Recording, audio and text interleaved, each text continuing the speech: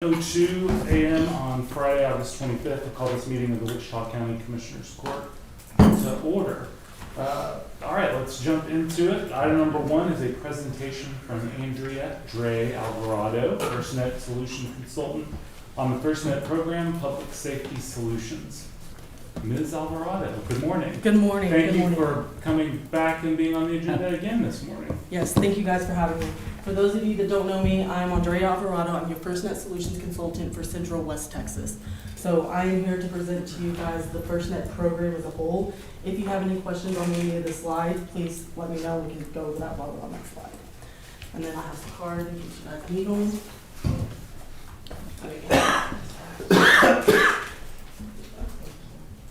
I'm good. Thank you. I'm good. Thank you. I'll take one. Thank you. And we might have to share some of these on this slide. Okay, so before we get started, is anyone in here that hasn't heard about the presentation familiar with the FirstNet program? Say that again, I'm sorry. Not because you guys know about the program now, Oh. but anybody else not know about the program? Okay, so we'll get started. The FirstNet program came about after 9/11. They realized before they had communication issues. After 9/11, there was tons of lives that were lost. Communications, LMR radios did not work well with other agencies. They did not work well out of footprint. And so they came together and they created the FirstNet Authority. The FirstNet Authority is what birthed the FirstNet program, and we have a federal government contract for 25 years. AT&T is the partner. So it was awarded that contract. We're on our 6th year right now. The FirstNet program is broken up into 2 levels. You have primary agencies, which are your fire, law, EMS, public safety answering points, and anybody that is called upon to the disasters first. So from call to crisis to CAR. Those are your primary examples. Extended primary examples are anybody that is going to assist those FirstNet users on the primary side. So you have hospitals, healthcare, utilities, transportation, roadworks, anything like that that will come in and assist primary users. So again, FirstNet is a nationwide public safety broadband network and services built for first responders by first responders. Again, it was created by the people that were there. They came together and they put together a program that was going to be beneficial for everybody, no matter where you were, what situation you were going through. So it's a network including services, advanced solutions, so it's more than just a cell phone. We have a solution for everything whenever it comes to FirstNet, first responders, public safety. We're accountable for keeping our lines open to communications. So whenever you think of other carriers saying that they have FirstNet, we're the only ones that will suffer stiff penalties if we do not adhere by what we say we're going to do. So when we started the program, we had 0 users. We're now at 5 million users, subscribers, 26,000 agencies, and 210 applications in our FirstNet app catalog.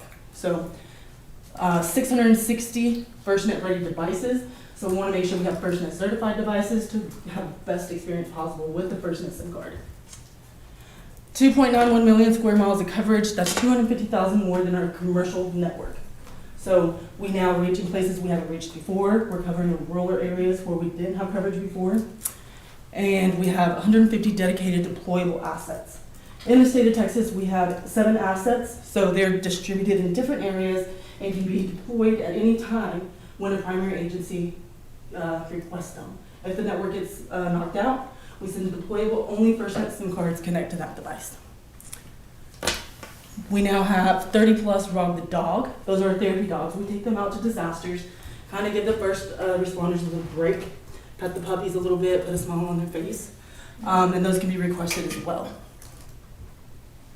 We deployed 750 plus solutions last year, and we're going to continue to deploy those. So hurricanes, tornadoes, fires, anything like that. We'll get an asset down and connect FirstNet SIM cards. Sat cults usually go about 2.5, 3 miles depending on terrain. So whenever you think about those, we can bring those out, bring out mega range, and connect FirstNet users in a disaster.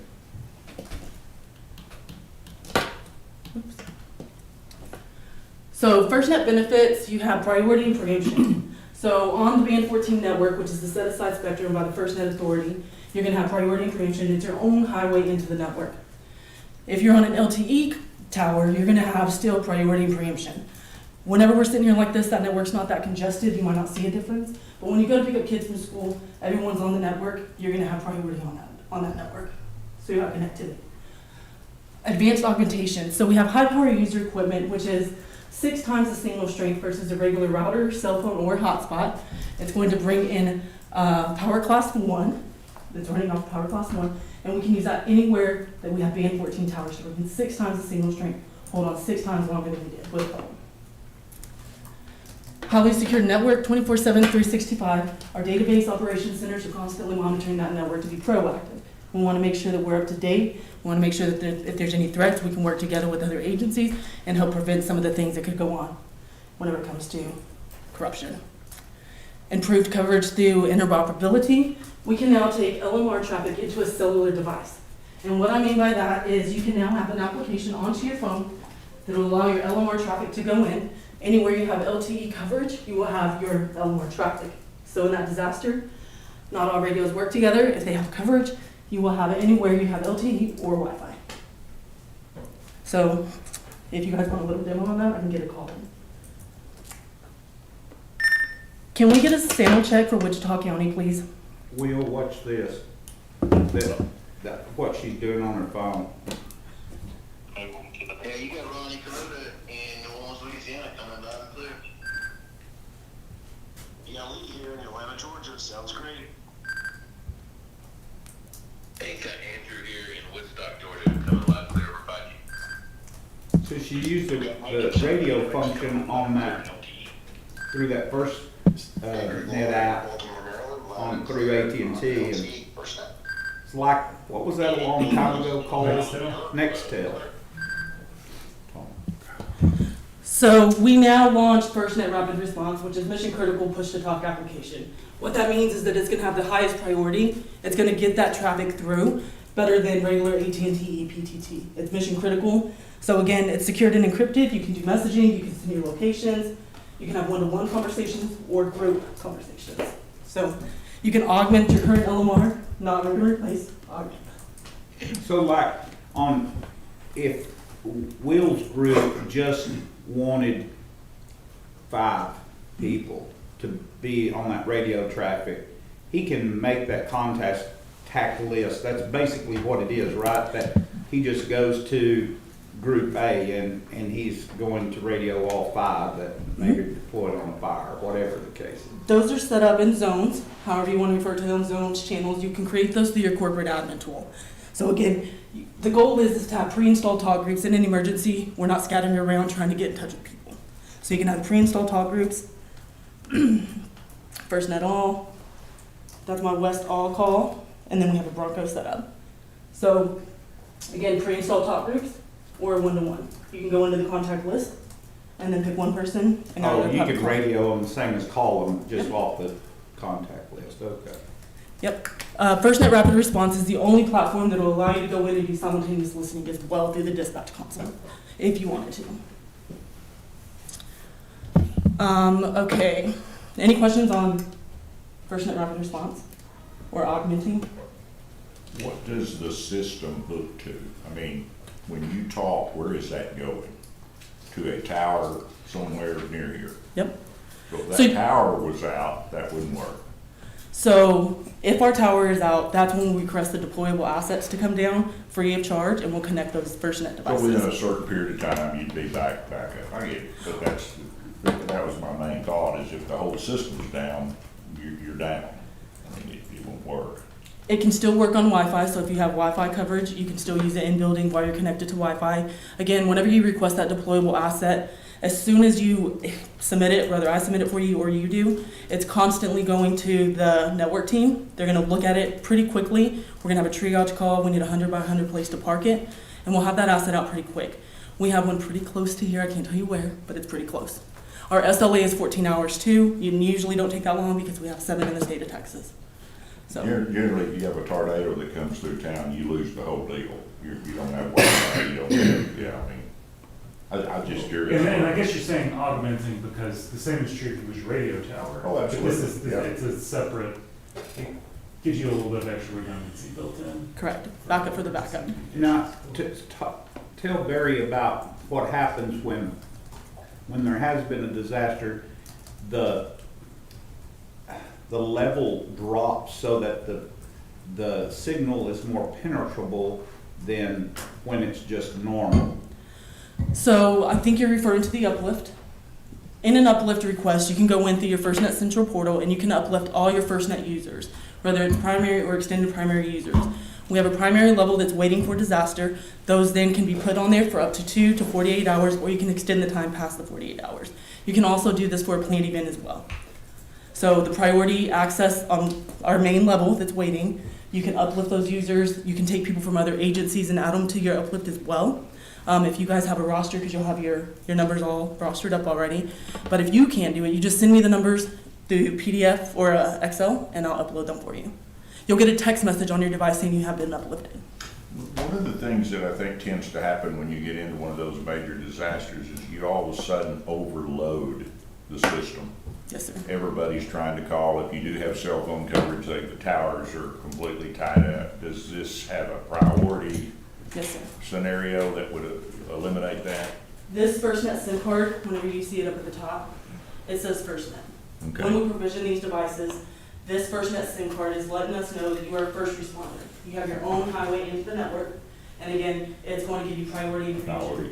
Okay. We won't get commercial So use the involved. residential Verizon user, he can't get out, but you're gonna get. Yeah, and that was my question, because that's what typically happens, you load the system. And that was the whole thought behind the federal government requesting something to be put together, and then they went out to bid after it was put together, and AT&T won the bid to be the host for FirstNet. So you're using the assets that are out there, but it's moving you to a priority status where Right. you've got, that's okay, that makes sense. So our assets are going to come down if we have no cell coverage at all. If you have cell coverage but we have a congested network, that's when we'll do the uplift to give you priority access. So if you think about football games or something like that, sold out games, a lot of people come in, they're streaming data, they're getting onto the network, tons of people, Facebook, Snapchat, Twitter, and it's going to give you guys priority access. So you'll have Move those connectivity. little portable trailers in that have that ups the deal. But going back to the '79 tornado, and most of you in this room I know weren't born then, but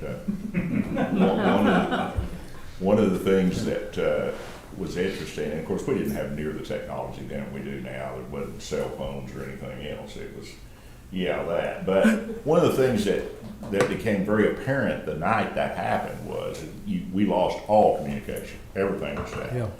And they were flagging trucks down on 287 and giving them a list of phone numbers so that when they got to Bowie or to the Metroplex, call my family, tell them I'm okay, because you couldn't get out, you couldn't do anything. And so this kind of, that's the things that happen when you're in an emergency. This kind of circumvents some of that, from what I'm hearing you say. Interesting. What's really cool about the program too is some agencies will keep cache boxes, 10, 15 devices in case other agencies come in to assist. They may not have FirstNet. So you can pass out these devices that have a FirstNet SIM card. If we need to bring that deployable, everyone's going to be able to connect with the FirstNet SIM. It has to have a FirstNet SIM card though. Next is affordable and accessible rate plans built for you. So I deal with government entities all the time. I know we have budget years. I know we have a strict budget we have to look at. So we made these rate plans very cost effective. It's a true unlimited network, no throttling no matter how much data you use. So you can use 50 gigs, 100 gigs, your speeds are never gonna slow down. If you're on a commercial network right now, if you read the fine line, if you hit a certain amount of data, your speeds may throttle. Because we're dealing with first responders, it don't matter if they've used 50 gigs on the 15th of the month, we still need them to be able to connect and do their job on the 20th if they need to. So affordable rate plans, true unlimited priority and preemption. So this map's just a little bit older, but on 2018, whenever we started deploying band 14, on the left-hand side, you'll see the light blue. Those are our LTE networks. As we started deploying band 14, which is your own spectrum for FirstNet users only, we've covered a lot of the areas at this time. Again, this map is a little bit darker now because this is done in 3 of 2022, but we're looking pretty good. We deployed FirstNet. We've added Band 14 carrier add-ons to current towers, and then we've had new site builds since then. Our build-out, we had committed to build out within the 5 years. We've already hit our plan. Our build-out's completed on what we said we were gonna do, so it's only gonna get better from here. So, as I mentioned, we have our FirstNet Security Operations Center, 24/7, 365, proactive. Again, they're gonna look at incident response capabilities, work with public safety entities and federal agencies for situational awareness. Our network, our security people, sometimes will let us know something's happened before we even wake up in the morning. They've already seen it, they'll reach out to me. If orders are placed or something like that from a different domain, they'll say, hey Dre, can you reach out to your customer and see if they placed this order? If not, we're gonna go and turn it off, right? So they're constantly monitoring that, watching addresses, things like that, making sure that we stay proactive, not reactive.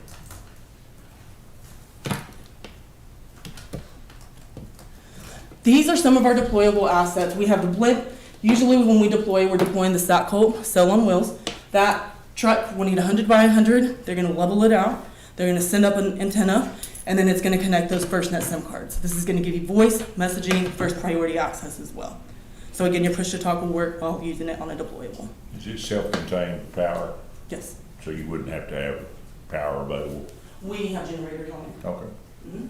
And again, these assets are free of charge to the primary agency. So if you have a planned event, we want to request those 30 days ahead. As long as they're not being used, you have access to them. In an emergency, again, we have to get those out within 14 hours. It usually doesn't take that long.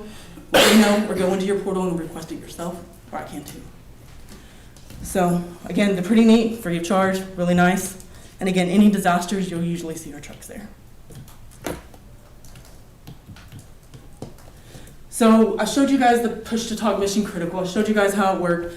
Again, you can do messaging, videos, files on there. It's the only one that is going to give us that. We can go in and make adjustments as needed for our network. So this push-to-talk has the highest priority.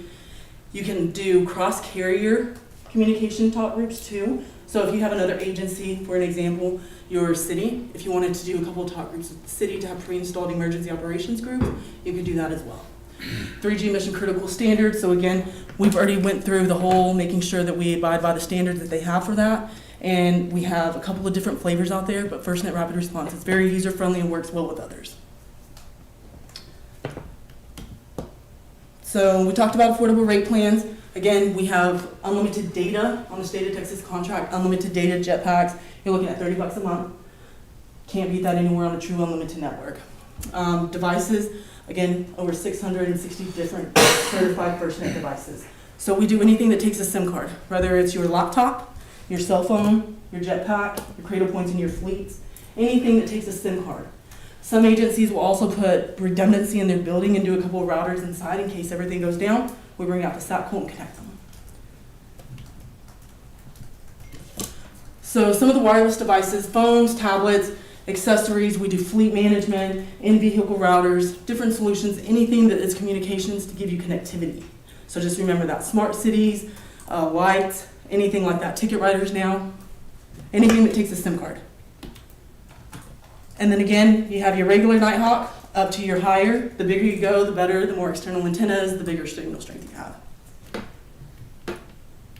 So you're not alone at all. FirstNet is dedicated to their customers. On your FirstNet overlay, we have a FirstNet onboarding team, and you'll have an account manager as well. So onboarding will stick with us for the first month. They'll help us process orders, anything like that.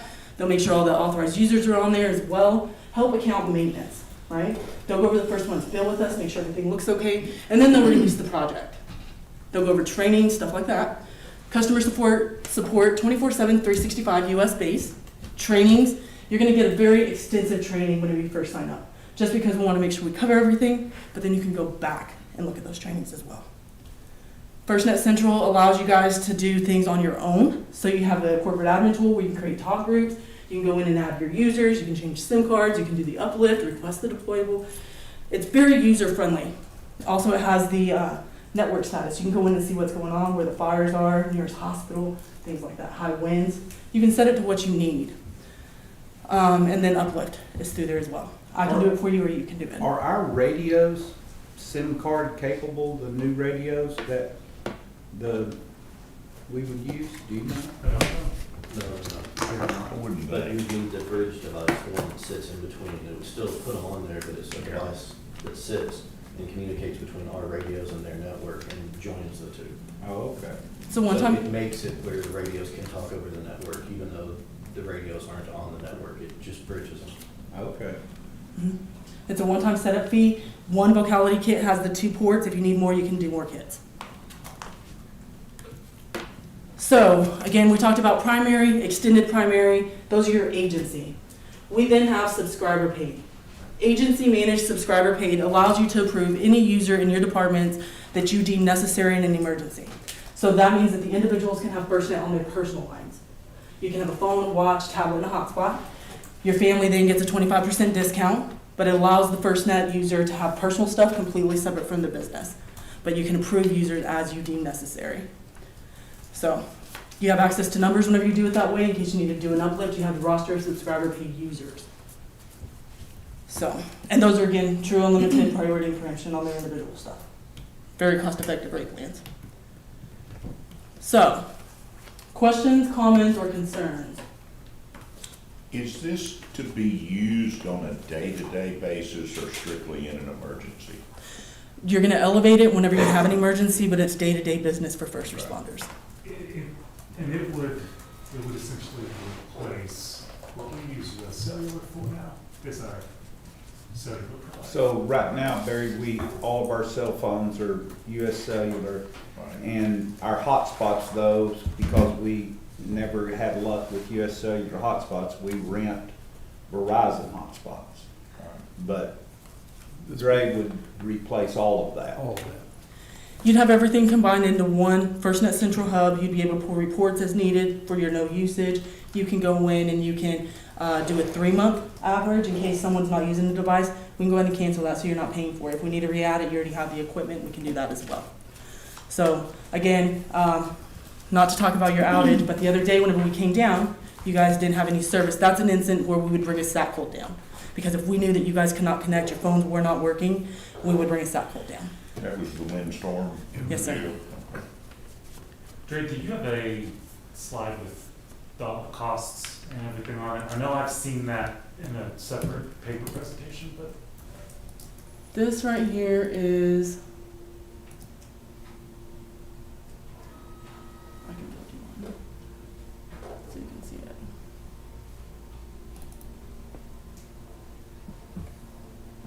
And again, if you haven't added anything since the last time I did a rate plan analysis, I do have some numbers, but I'll put it up here for you to see.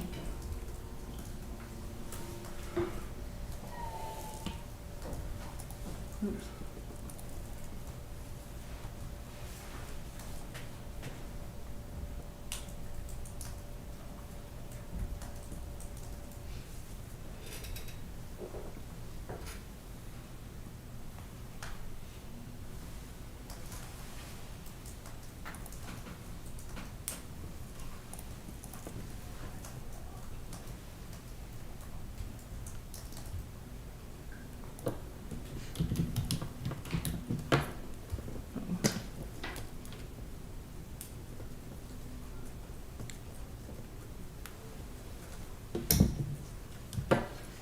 So we go to, I may be the only person in here that started out with a bag phone. No, I had one too. I have one. I've still got mine. Imagine that, Mickey. Still got it. and I think whenever I built the quotes for you, I went ahead and did, with tethering, these can always be adjusted. We had, how many hotspots, Brendan? There was 54 total devices. I don't remember. We're just gonna go with 54 because it's gonna be a higher number anyways. That's first one. You guys get the state of Texas pricing.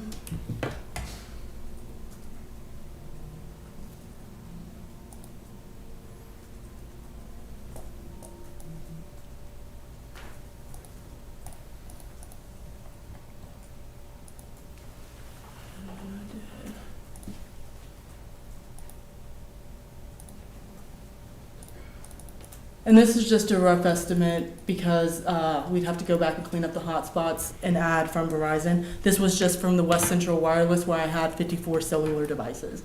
But now, those family plans that any employees want to utilize, they don't affect the county rate, or they're outside that completely, right? Correct. The only reason you want to do them under the managed subscribers is because in that emergency, you have a roster already. So they can go into a store if they're a primary or an extended primary and they qualify as a title that's approved. Some titles don't always qualify when they go in on their own. As a managed subscriber agency paid user, you guys can deem anybody necessary in your emergency operations plan. So if you feel like everyone in Wichita County is needed during an emergency, you can approve every user in there. If you have certain departments that you feel are needed, you can go in and approve those users even if they don't have the title.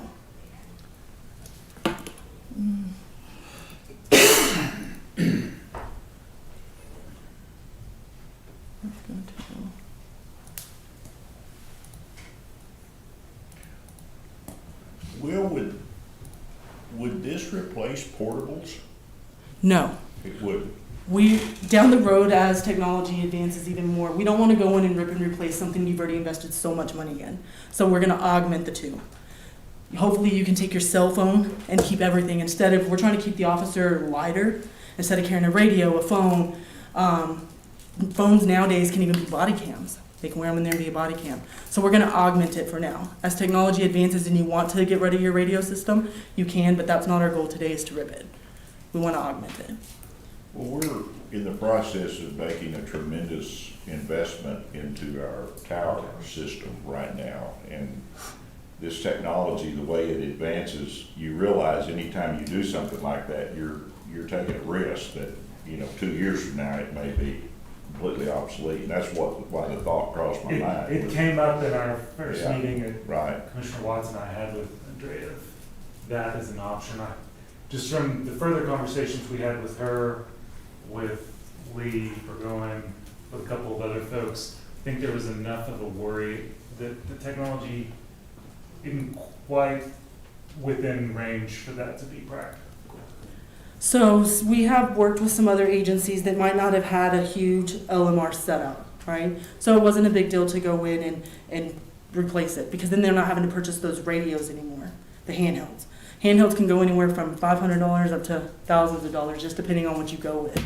So again, we will be either your primary, and you can use your radio as a backup. The thing about LMR too, it doesn't always work well with other agencies that come in to assist, and it always doesn't work well whenever you hit a certain geofence. So whenever you take a cell phone and you augment it, anywhere you have cellular coverage, Las Vegas, Mexico, internationally, as long as you have coverage, you're going to get that radio traffic through your cellular device. Okay.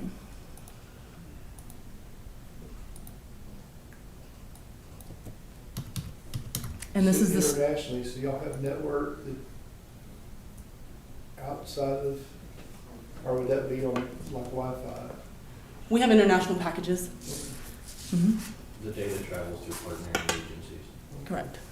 But you Can't hide in anymore. most of the things that we deal with, I'm not concerned about talking to somebody in Georgia or somebody, and I want to talk to Will, or I want to talk to, Yeah. to me, that's where the rubber hits the road. I'm not saying there couldn't be a time when you needed to reach out for other resources, but our main focus is talking to our own people and people that may be coming in to help us, such as a fire situation. Surrounding counties and.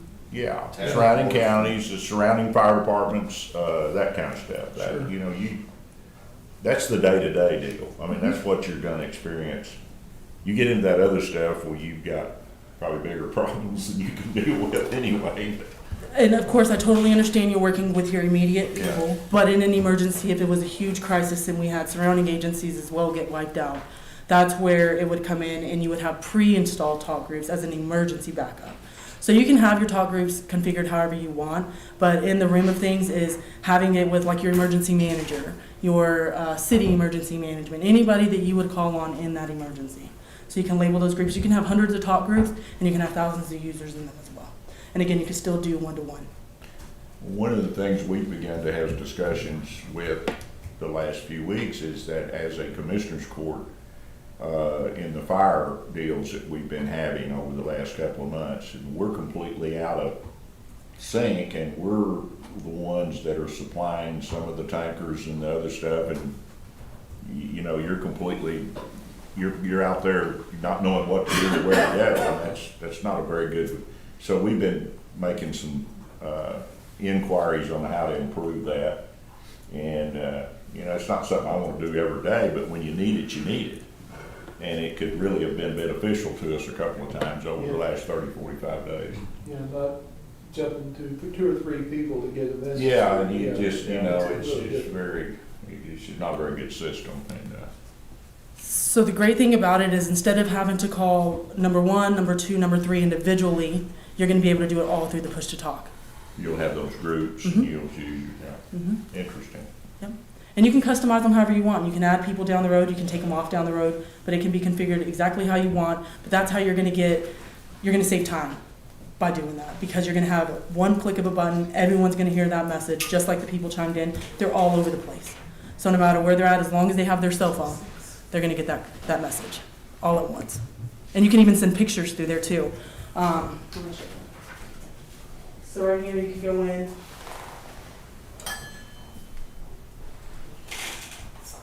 Let's just say you need to know where you're at. Mm-hmm. Everyone in this group, this is my address, 900 7th Street, Mm-hmm. correct? I just sent that to everyone in that chat. So they know where you are. Yeah, they do. So whenever I go in here, can I get a location?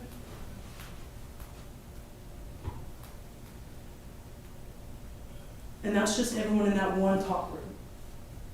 So they get notified by text, or is it voice, or This is gonna go through as a text. as a text? But It- on the push to talk. You can pick, yeah. If you're doing the push to talk function, how do I know that you're trying to communicate with me? Does it ring like a normal phone, or do it just, Let me see if I can get someone to do it, I'll show you.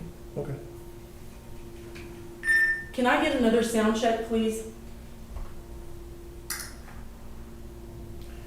Do I have a SIM card in my bag?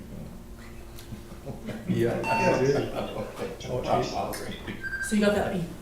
okay. There's two. Mark Fisher in St. Louis, Missouri, coming through loud and clear. So you're gonna get that chirp, and if you hook the Bluetooth, it's Echoes, New Mexico, loud and clear, LTE. and that's just a. Yeah, Compton, and Raleigh, Texas, you're loud and clear over FirstNet. So now. I can So did that go out to a selected group you had? Is Mhm. that, okay, all right. So now I'll show you. Somebody's gonna go in there in a minute and say, I was trying to take a nap, and you.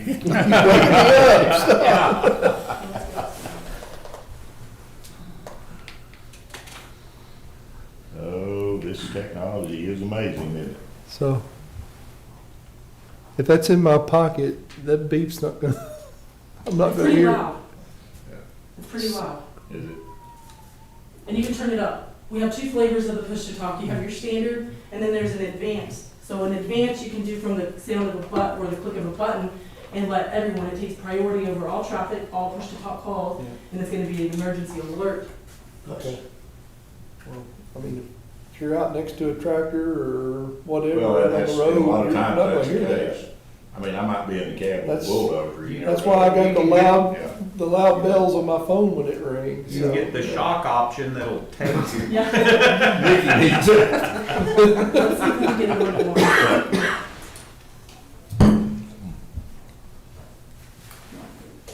Now, we're gonna be impressed in a minute when that comes up, somebody's trying to sell you an extended warranty for your car. Can we get a network that does away with all of that? Oh, and now you're on to something. Yeah, You about it. are on to it. That robocalling comes in waves, and we're in a busy cycle the last week. Yes, We're not we on are. and ringing off the hook.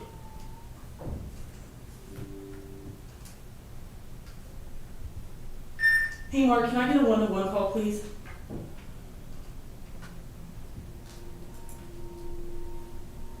Maybe. And what did you just request? You request just to talk to, This one right here by himself, but he doesn't Okay. really answer. Everyone likes to Yeah. take it easy on Fridays. We know how that is. They're all loading their bicycles and fixing to head this way.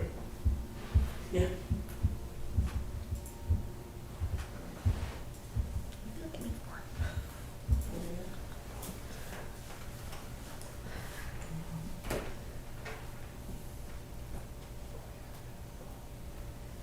This is not there.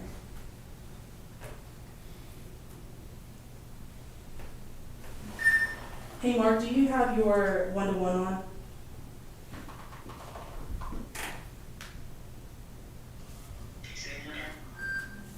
This is the one-to-one, we're just getting a sound check, please. Okay, there you go. There you go. Thank you.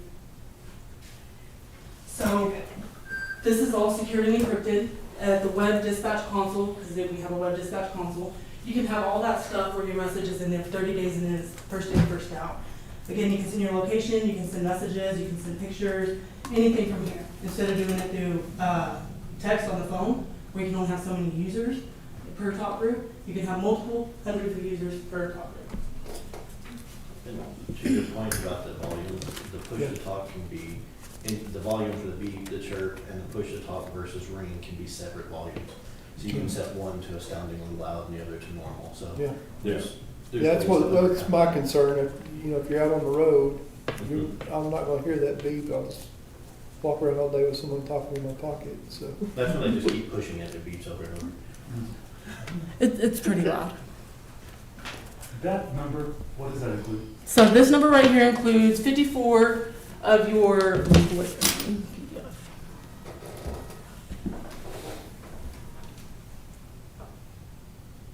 this is 54 smartphones with unlimited talk, text, data, and a hotspot. The hotspot on the cellular device is a true unlimited hotspot as well. And then I did 54 standalone mission critical rapid response on each 54 devices. Those are always adjustable. We do have, I don't like to talk promotions because promotions don't ever last, but I quoted you at the highest number. We have a promotion on the push to talk that's a few dollars cheaper than that for 2 years. So apples to apples with what we have now for just the US Cellular cell phone portion would be the $2,200 a month.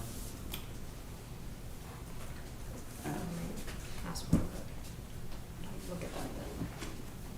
I've got the US Cellular bill pulled up from June, and it's $26.44. Is that for all the county cell phones? It Do you is. have the Verizon? I do, and it was $12.84.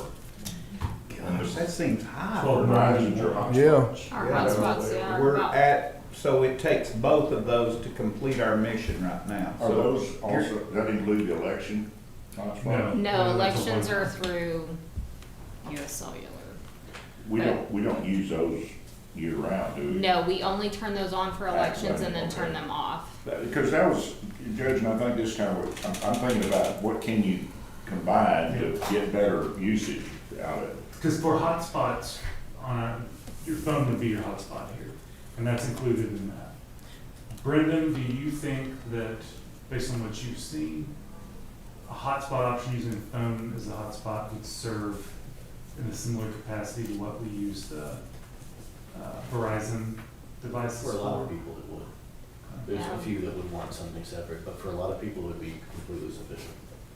why, Yeah, we use them all over. Lots of departments have one. I have one when I travel so that we're not connecting our county laptops to unsecured And that's what I networks. use mine for as well. But I know like in our attorney's offices, CDA and public defender, they use them in the courtrooms themselves, a lot of the time, because the service there has been bad over the years. I know we've taken steps to mitigate that, but I think they're still using those hotspots in the courtrooms.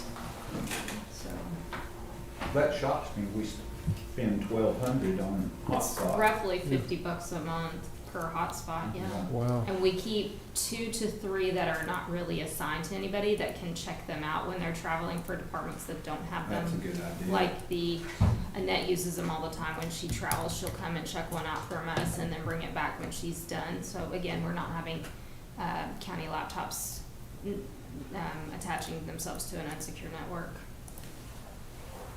But for a lot of people, if they have a phone they have a county phone, they can use the phone as a hotspot. And that's what I was getting at, is Yeah. if you have a county phone, then you could use that for the similar purpose Right. if you're traveling. Maybe not in the courtroom if you're trying to. Yeah, I'm not, that might need, more input from those folks.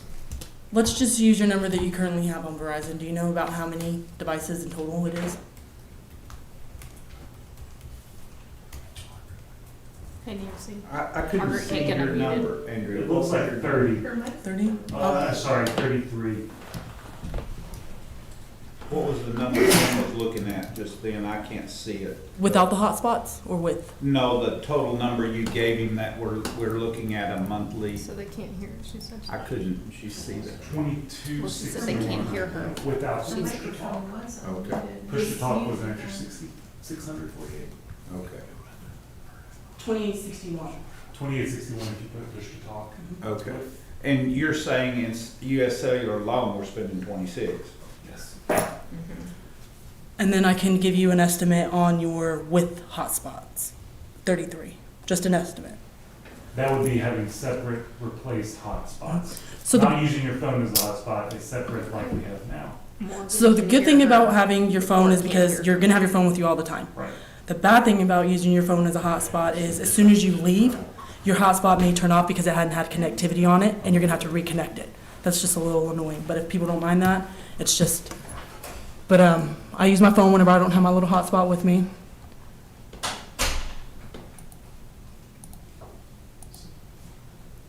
And again, these data devices are $30 a month, unlimited.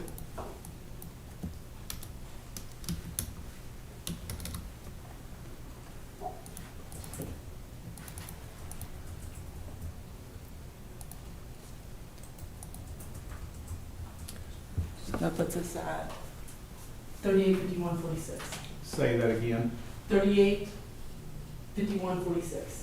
That's your phones, unlimited talk, text, data, push to talk application, and it is your 33 hotspots on Verizon. That's the same money. Good. But you have more option. And usually we don't like to use the word free, but we have a free device usually, and then you're going to be able to upgrade every 2 years. Right now, if you're an Apple user, you're going to be looking at the iPhone 13, 128 gig. If you're an Android user, we have the S22. Chief, did you have something to say? I've been in position to have a county cell phone for probably 12 years. And I've always carried my AT&T with me because county US Cellular, there's a lot of places I can't use it and it drops calls. And the further away south you go from Oklahoma, the worse it gets for your own classes and stuff. So I could never imagine using that as a hotspot. That's just my 2 cents. Yeah. That's a US Yeah, Cellular. the US That's US Cellular, Yeah. that's the county And that's- US Cellular, my personal AT&T. And I haven't had any luck with AT&T either. No, he's saying he's Yeah. cellular had it. Yeah. I know, but My tried AT&T's US worked fine. I've tried AT&T and I can't get service west of here, out in the, Lake Kickapoo, Lake Diversion. I always had trouble south. That was back in the days when you go home. And Brendan just left, but I know Brendan passed out a couple of demo phones, and he can tell you exactly where they went because they ran a 30-day demo on FirstNet devices. So I used one for a while, and Verizon has trouble when we're a little far west, and I get in some dead spots that I have to recall. I change towers going to Electra down 287 and I lose connectivity and have to recall that person generally. And then out, even south of Electra, when you get right out on the county line, I can't talk at all. I didn't have any trouble with the phone. Brendan gave me it all. We tried it all in those areas. And then Cody had one. He lives even farther in no man's land, and Cody took one way out farther west, and he didn't have trouble. another thing I'll bring to your attention is for the rural area where we have band 14 towers, we have equipment now that's called high power user equipment. It's only made for agency paid users. It's bringing in 6 times the signal strength. So they installed it on my AT&T fleet. I cover a lot of rural areas, so I can connect further with the high power user than I could with just my regular phone. So if that's something you guys want to demo ever in the rural, that is a fixed fixed solution. But again, that'll give us a little bit more to reach that edge of the network 6 times longer than a regular phone would. But coming this way, I came from, where was I at? Yulia, Texas. So it was really rural, took a little back road, I guess. And I did pretty good, I was on the phone. Whenever you go down, again, it got kind of choppy, and then I came back up and I'm good. But I didn't have the high power on this car. But that's something out there, if you guys ever want to test because of coverage in rural, we can always demo that. But that's an option too. And what does that go on? What do you, I mean, what is that thing you're talking about? And Brendan, what are those things that look like a weed burner sticking up out of the back of a pickup? Antenna. Those are What are, I mean, It's what like does that boosters. do? ham radio antennas. Yeah, those. Oh, is that what they are? The thing with, There's a cell phone booster antenna that looks like that. Yes. I'm probably the one in here who knows what a weed burner looks like. That is what it looks like. I have a weed burner. You know, weed burner, okay, there's three of us that know what a weed burner looks like. cell boosters are going to boost everything, including background noise. Mega range is not a booster. It is going to bring in 6 times the signal. So, And when we were down the river, you get places down there you couldn't get. And it helped, it's a big difference. Oh, Margaret? Oh, hey, Margaret, can you hear us? Yeah, can you hear me now? We can. Okay, I was just gonna tell you guys, I'm probably way behind now because I've been trying to talk, and I couldn't get y'all to hear me. We have about 24 Verizon hotspots that people are using, whether they're spares, they're used in the court. You have one, Cheryl has one. And we have about 10 SIM cards that the constables and sheriff's office are using in their cars. And those are all right now $37.99 a month before any little fees they have, their regulatory fees, unlimited use. What, Margaret, what's a SIM card in a car? Well, yeah, I'm not an expert on that. You probably talk to Chief Rutledge or Chief McFerrin, whoever's there, but they put them in their devices in the vehicle. it's either Cradle Point, Sierra Wireless. It's our computers and cars that do the LPRs and our cop sync computers is. Yeah, and they charge the same as they do a hotspot. Are those installed into the computer, or are you using a router to produce a Wi-Fi I couldn't bubble? tell you. So That if part I they, couldn't tell you. Do you know, Brian? They're in the computers, at least a couple of them, and some in the devices. There's no uniform thing that we're doing at the moment. so the only thing that I would recommend is let's get in those making models and making sure that they're FirstNet certified tough books. But again, we can do insert in the laptop as long as they're FirstNet certified, or we do a Cradle Point, which produces a Wi-Fi bubble that connects multiple devices in the fleet. They turn those fleets into mobile offices. So this is your high power user equipment. This guy right here is your Mega Go. We'll have some people that'll take the Mega Go. It has a assured wireless AW12 inside of it, and then it has a router connected to it. It produces a Wi-Fi bubble. So we'll take these out to disasters. Again, not everyone carries a FirstNet phone, not everyone carries AT&T. So we'll produce a Wi-Fi bubble to allow people to connect. This is the Mega Go or Mega Fix. So Mega Go would be this, the way mine is set up inside of the fleet. They took these brackets, they put it on top of the, inside of the trunk on the top. It has an Ethernet injector where we connected it to a Cradle Point router that produced a Wi-Fi bubble. This right here is your modem, so you're only paying for a SIM card in this. And then you have an external antenna. As you start adding external antennas, again, you're bringing in better signal. This, they're revamping it. So, but they're now coming to where it has the assured wireless, the Ethernet injector, and a router all in one. So right now we just have this and this. So that's for the rule. If you guys have coverage issues, maybe want to try that. Again, I've done it in some. I work with a couple of electrical co-ops that cover rural, and they installed them on some of their fleets out there.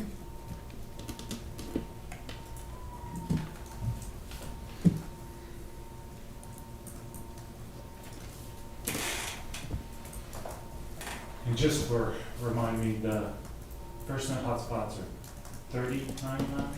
30. Just 30. And per line without push to talk? $40.99 with a hotspot. $38.49 without a hotspot.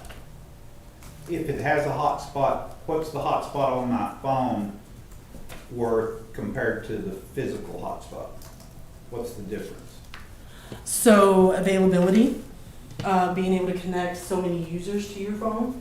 not disconnecting whenever you move around. But, I mean, if I'm gonna run my laptop off of my phone's hotspot, does that service cost me the same as having a physical hotspot from AT&T? It's a true unlimited hotspot, and it's included in that $40.99.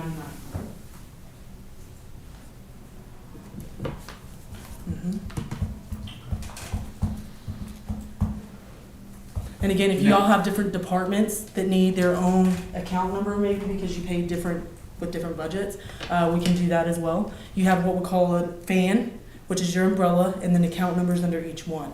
You can have authorized order placers on there, you can have your day-to-day people on there. And again, however you guys need to customize that, we can do it. See, Will, you could get rid of one phone and get a 25% discount off your AT&T personal and have it first responder. So, So, but then it's subject to, well, it's subject to now. Yeah. I use it for work related stuff.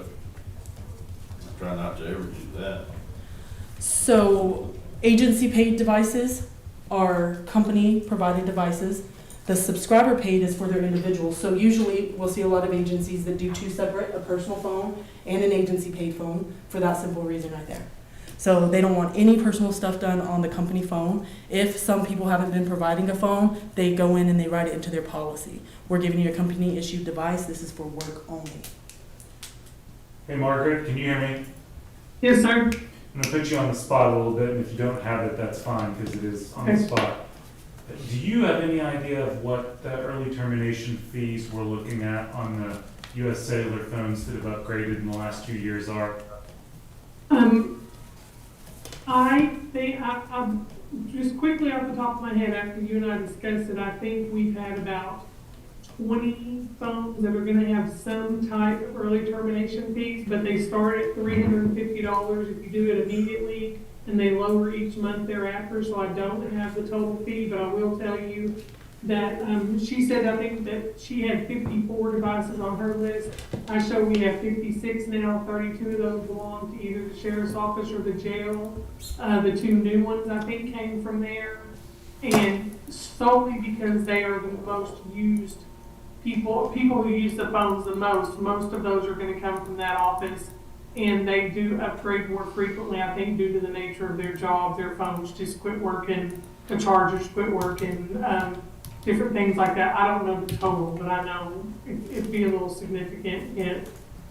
And you think, you said you think it's around 32 that would fall into that category right now at some level? Well, I think there's 20 to 25 right now that are in some type of, I believe that is some type of early termination. The sheriff's office and the jail have 32 of our 56 devices. Okay. Whatever.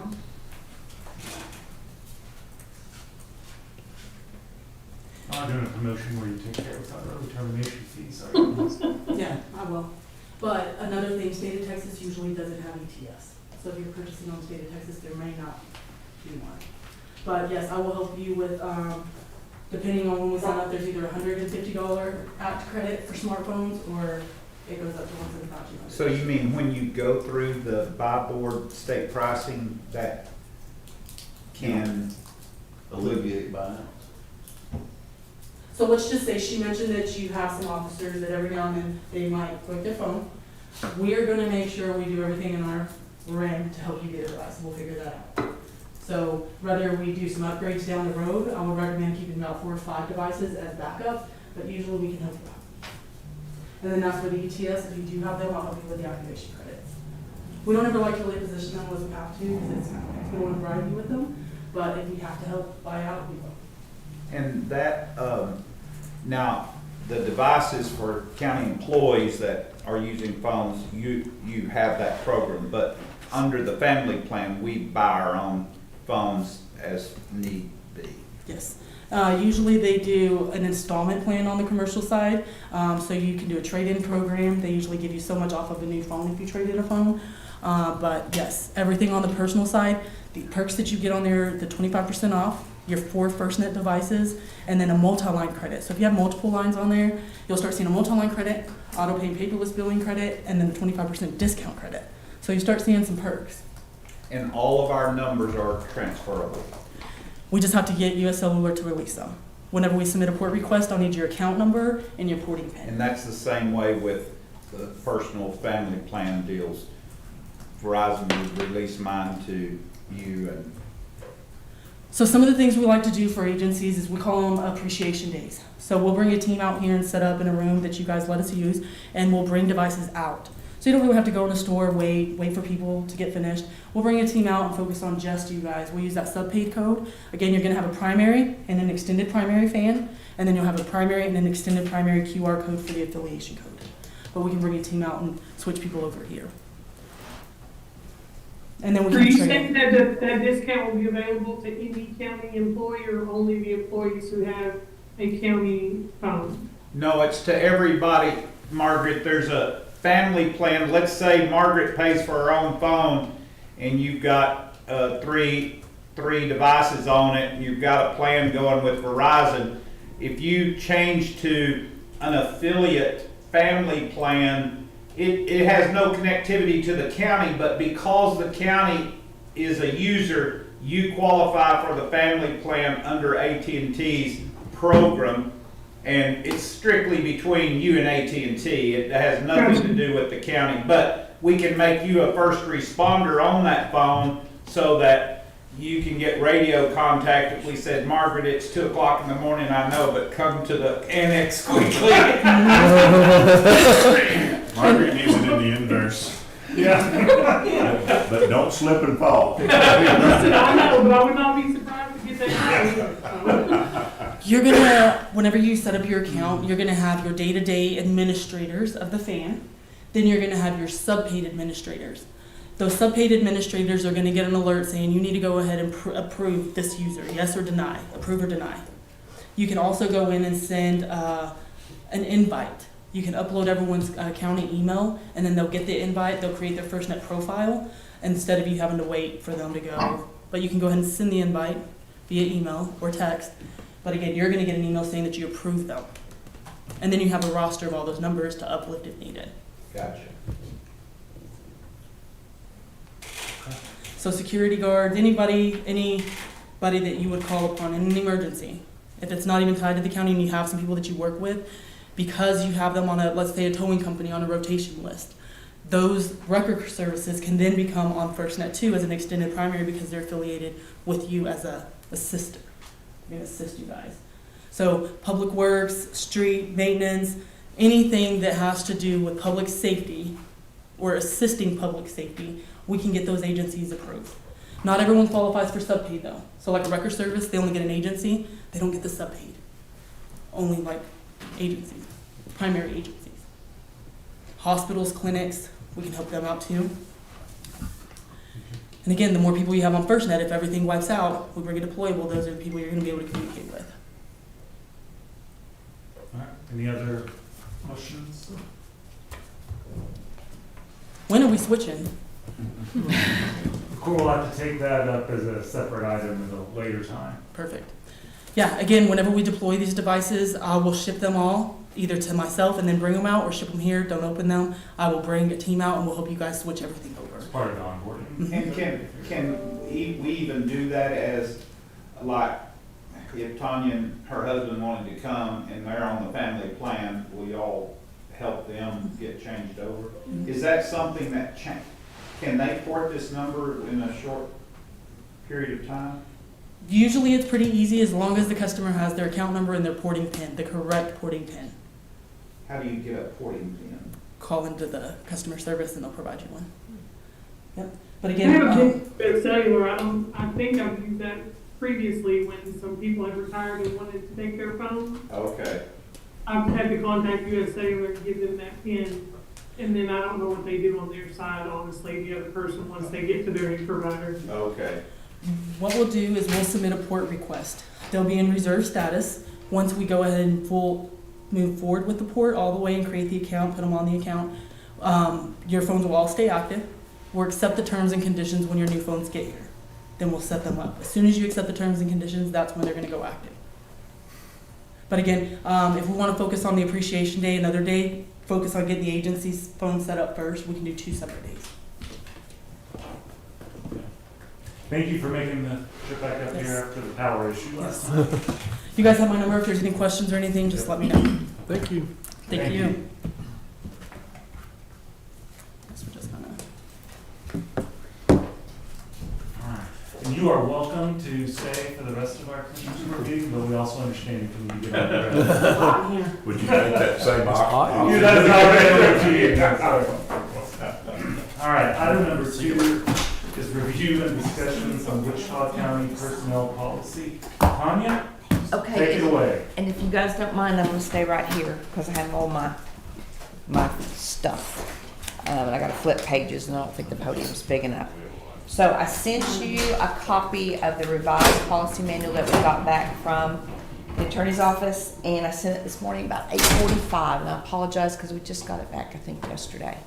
And I had a lot of corrections or revisions to make, but they're not bad.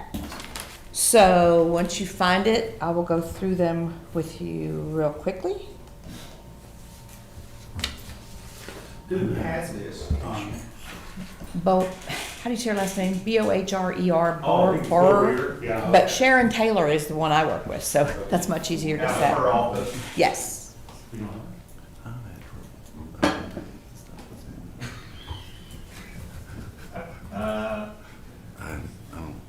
Mickey, if I can find it, surely you can. No, I deleted my stuff. From this morning? Yeah. I think there's a provision Yes, you in know, here in the 49. policy manual that About doing prevents that? you from Yes. deleting the policy. Right now, we have 56 new unread emails. Section 3. I just forwarded it to you.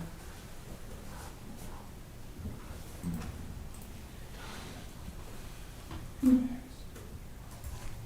don't like my tag? Let's see if Cheryl's email hits mine in the queue.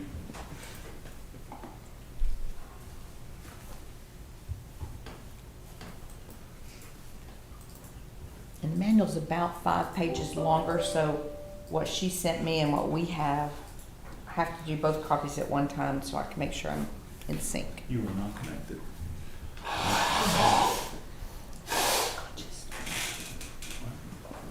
Told you I was having all kinds of issues. I'm not gonna do the same for me. I would. Don't worry about Papa, we're rolling out. Thanks, everybody, sent that to me. Give me something to. Yeah, everybody sent it. Thank you. Okay, I think we're good to go. Good to go? Okay, she added some little things, like on your page 13, under harassment, just some more categories as far as, the way things have gone lately. National origin, age, genetic information, pregnancy, disability, and mental and physical. Just a couple of word changes in there, nothing big on page 13. The same with your page 15. And I have to find it on her page.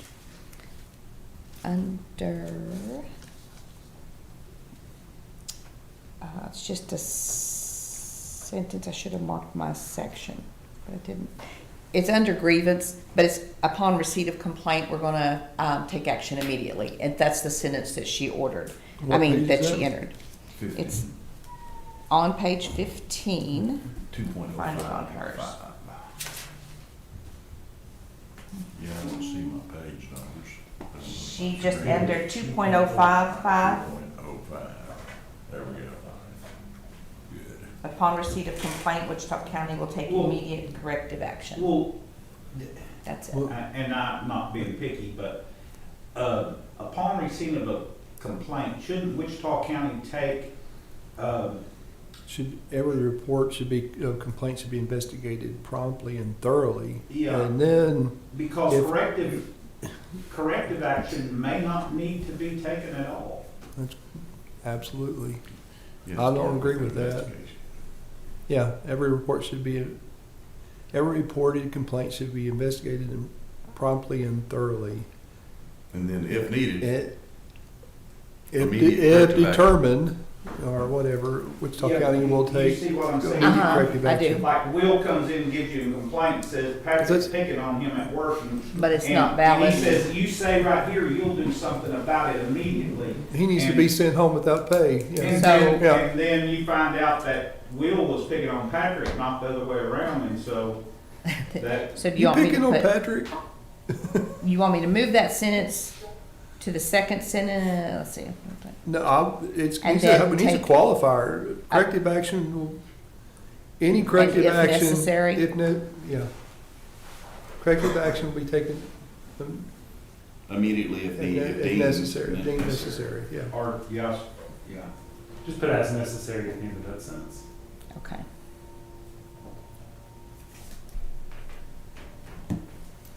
Because you're Okay. painting yourself into a box there. Get a due process. due process. Well, some people do. Okay, and then on page 15 and 16, under Americans with Disabilities Act, all she did was, we always had it shortened as just ADA, and she wanted to add the Americans with Disabilities Act Amendments Act, so she also added ADAA. And that's several places throughout the policy manual, but that was the only correction there. ADAAA, The Americans with Disabilities Act as amended. as amended. There you go. We had some more initials.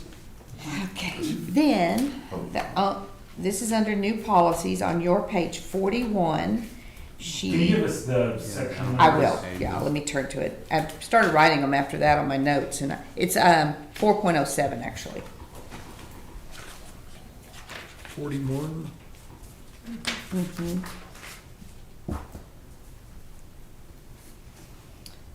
Brand new policy, offset policy. And this is, if a county employee owes the county for something, she gave an example of, made a long distance call. I'll monitor that, but, uniforms, if we purchased uniforms and they're supposed to be turned in afterwards, then they have until the 15th of the month. And the way I read this, and I'm gonna defer to Cheryl, is that they're going to, I'm assuming it can be deducted from their paycheck. That's what it says. Okay, so that, we did not have an offset policy, and I know Sheriff's Department has called before about that, and it's a good idea to get our property back, so. Then, safe harbor policy, and we have had discussions on this over and over and over again, and it also starts on page 41. 4.08 is a whole new policy, and it is regarding exempt employees, and goes into partial day absences, 4.08.6, partial day absences for personal reasons, sickness or disability. The county may require the employee to record accrued and unused vacation, sick, or personal time to reflect up to 8 hours in the workday, including the partial hours worked. This is where time clock will do that for us. But I know there's been a thing about, if I work 2 hours or if I only work 30 hours in a week, or this is where we wanted to leave in that county's bona fide leave policy, attendance policy. This is it. And I didn't tell her to put it in. I didn't ask her. She put, the 4.08 is all hers. And she Who is repeat. She is the attorney. So the Bo Rear Law Firm. Bo Rear. Is an employment HR specific attorney firm that I asked, Corey made the agreement a couple of months ago, but asked Tanya to send this to them to get someone who, this is what they do for a living, just making sure that we are in compliance with everything. And so as part of that review, this came back.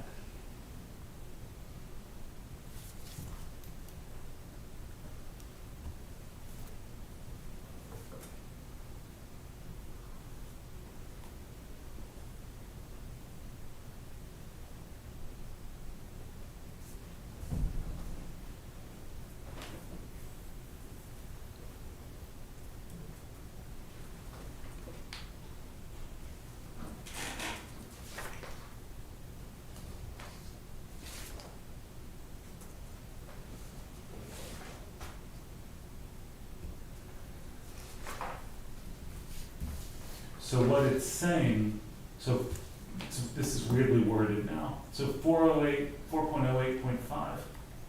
In any work week in which the employee, an exempt employee here, performed any work, the employee's salary will not be reduced for any of the following reasons, colon. And then those are all subsets of what that's talking about. Because the way I was reading it first didn't make sense. It's just Yeah, it saying should be what- A, B, C, D, not separate 4.08, 6, 7, 8. Vacations, sick, and personal time, which reflect the day hours and work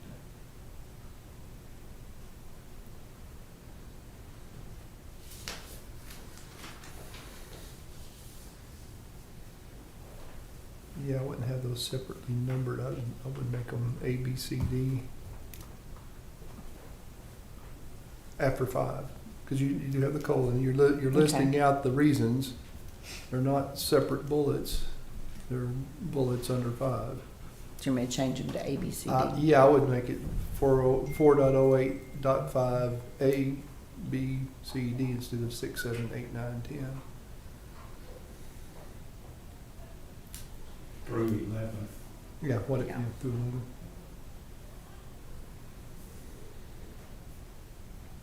All right, well, I think 11 might be No, I its think- own. I think Maybe it's through 11 9. stands alone. It's through 9 and then 10 and 11 are on there. Oh, okay. Yeah, so 10 and 11 would then de facto go to 6 and 7.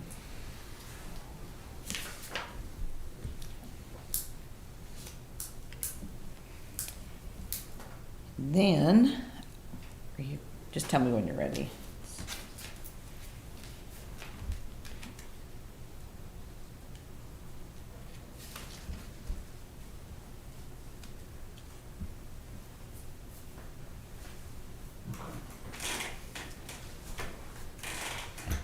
On page 53, it's 5.08.6.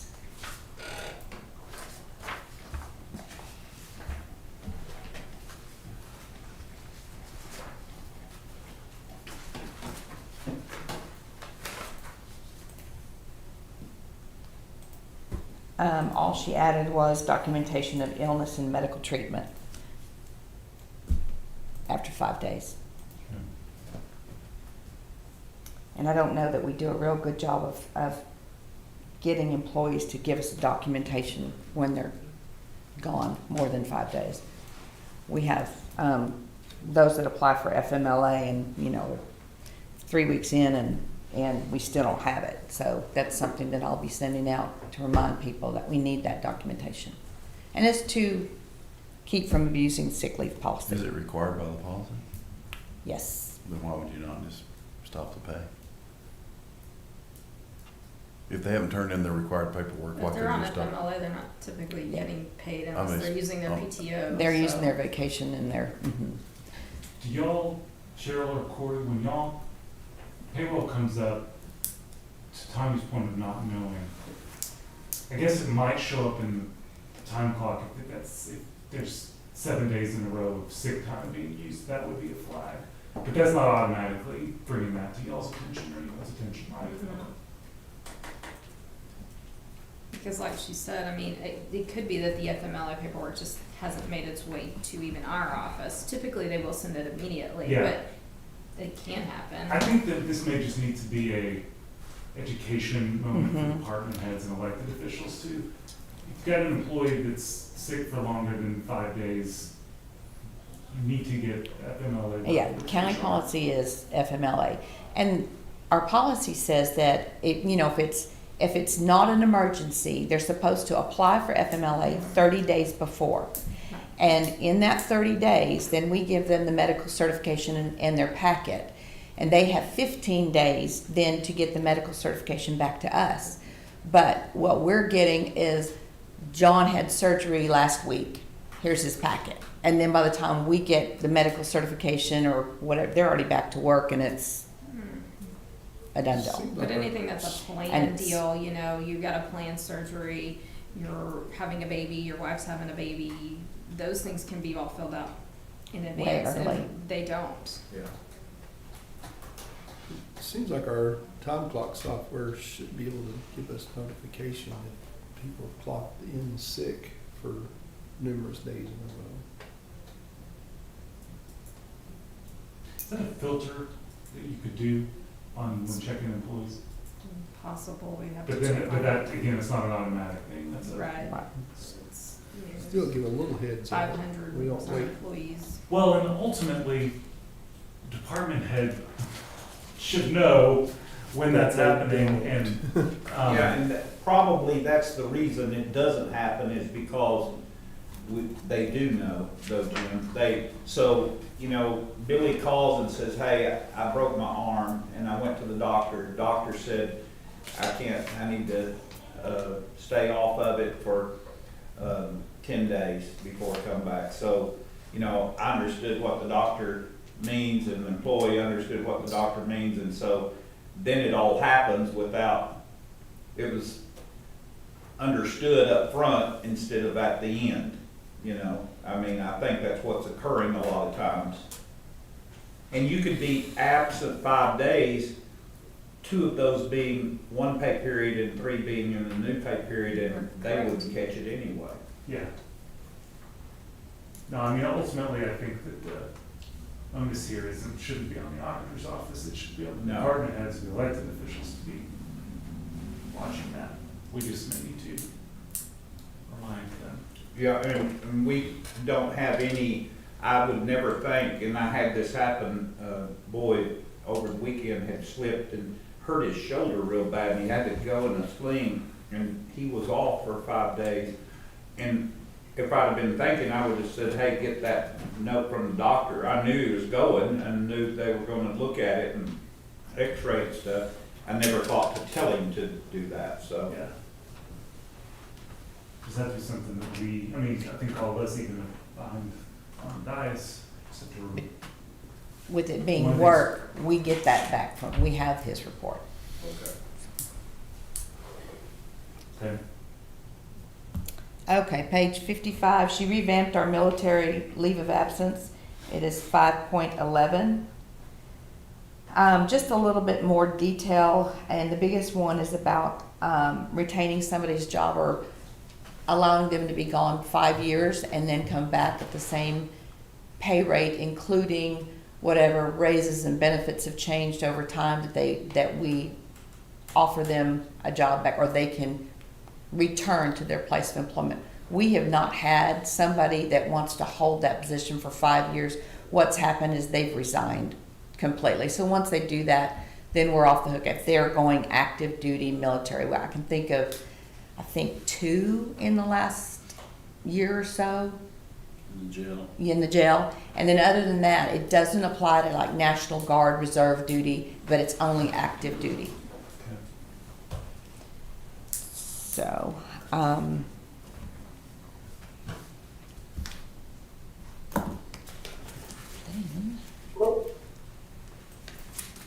page Hello? page 67, it'll be a new policy 6.04 under safety, distracted driving.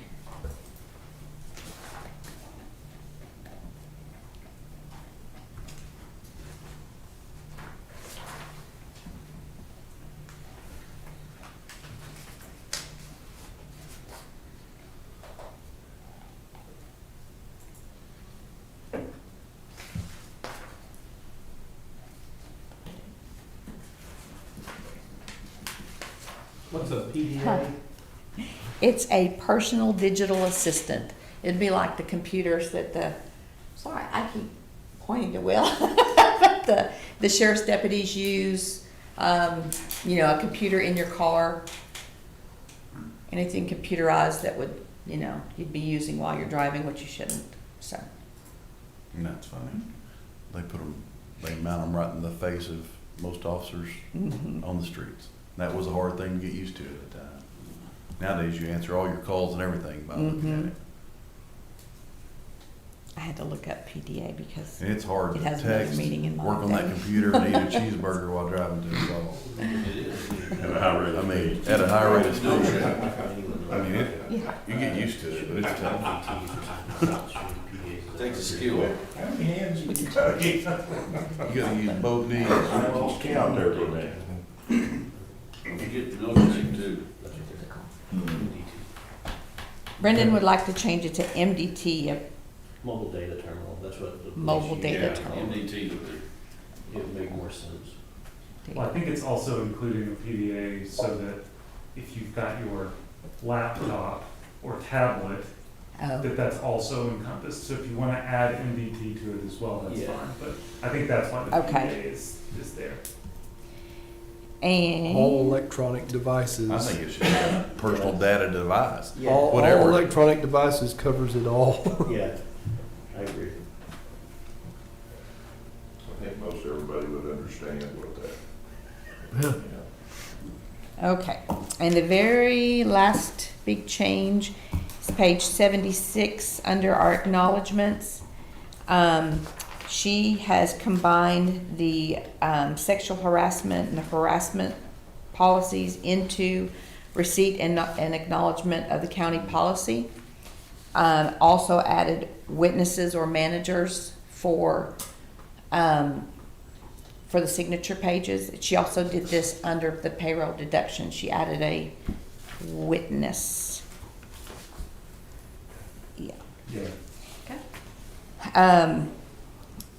And if this flies on Monday, we're gonna make a big push to get these new acknowledgement forms out there. And people have said, we don't have a policy manual, we do have a policy manual, and we have, but the acknowledgements are so old, and the policy manual is 17 or 18, so we're sending them to everybody, all county email users, and explain you need to have your supervisor sign and then get them back to us. Will y'all be similar to how we do with cybersecurity training? Will y'all be keeping track of that and Yes. following up? Yes, we will, and we'll need a list of all county employees, and then, How are we gonna reach staff that do not have email? well, I'm hoping, like in the jail, that in the detention center, that those supervisors of that shift are gonna have to collect from those people. Well, and No, maybe they have email addresses, they're required to check their email daily. Yeah, and then we'll hound them And once. it might make sense to work with some of those, maybe y'all go out there one day for an hour or 2 hours to get them while they're on duty, something like that, right? I don't know. Yeah. We are doing open enrollment soon, That's- so you can always tag team whoever you don't have, Yeah, that's, Mm-hmm, and they good idea. do their open enrollment. And then any new employees here forward will do it during orientation. yeah. Okay. That wasn't much. Mhm. Changes, that's good. We did good. Just ask all the commissioners, this is on the agenda for Monday. Look it over one final time over the weekend, and then we are voting on that thing on Monday. No, we'll be here to vote on it. Could Zoom we in. not add like Zoom in. 19 pages and round it off at Smooth Country? No more, we're done. It's a living document, we can add those later. Steve, I'll be the first part, I'll be the second part. Okay. Tommy, thank you. Okay, thank you for the months and months and months and months of I was gonna service. say, how many years have we been working on this now? You got a question? Yeah, but we started this push Since- like last October, November, really. Yeah. Since before I was here, Barry, Okay. in March of the first year I was here, we have temporarily approved the one we hadn't read. Approved it before you read it, so you can read it after you approve it. You gotta pass it to know what's in it. Yeah. Really, no. Nancy County. I feel good, I think it's a good document. Not you. I mean, after going through it and looking at it, I think we've made some major improvements in it. Let's get it. Yep, agree. All right, thank you. Mhm. Item number 3, discuss and review jail maintenance projects and work orders. We're tracking. This ain't Hard and Hell meeting. They did 61 work orders last week, but there was no major things to report. Did we do this last Friday or Monday? You talked Did last about? Friday. It was last Friday, okay. Deja vu. Okay. Well, what hit the fence in the back and bent that? Oh, A car that left the place behind us, and it was a Charger who wanted to see how fast you could go, and Oh, couldn't that'll do control it. I circled it the other day. I've not been out there in a while. Every once in a while, you know, it's good just go look around. They're there. supposed to start on it next week, fixing Okay. that, so I thought that was an odd place to be hit, but it was. Yeah. I mean, he couldn't control his Charger, and he found his way to the jail too, so. yeah. I took paid a little attention to the gun range, the light pole deal too. And yeah, some of them are not bad and others are pretty bad. I've not looked at that since we discussed it. Like I say, every once in a while, it's just good just to go drive around and look. You understand a lot more about what's. Of course, where he hit that is that retaining wall is 4 feet tall or better, Yeah. and those poles go all the way down to that retaining wall, so not a good place to hit. No, it's not. All right. Any other questions on jail maintenance projects, work orders? Okay. Item number 4, receive status report on salaries and overtime. This will be in your email. Let's see. Just had it. Victor sent that out at 2:48 yesterday afternoon.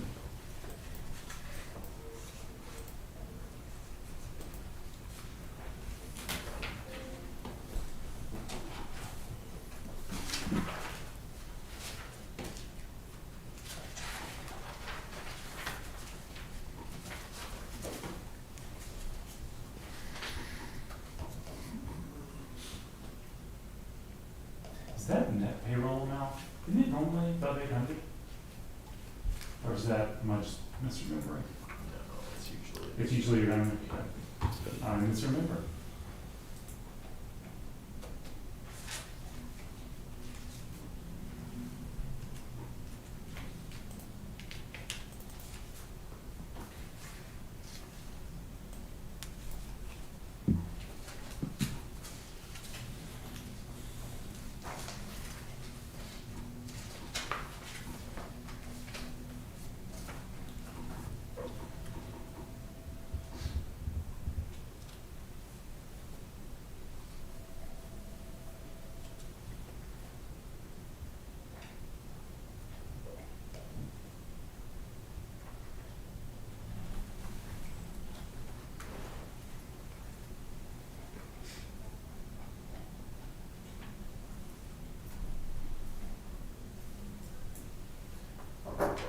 You mentioned it last week, Chief, that 560 total isn't crazy this time for what I was worried it might be after all the storms and fires. This,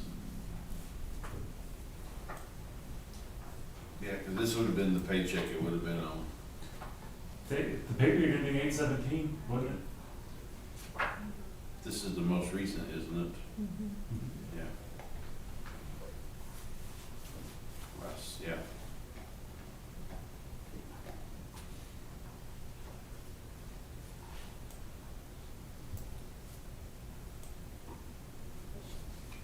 And then the 8 that we started last week,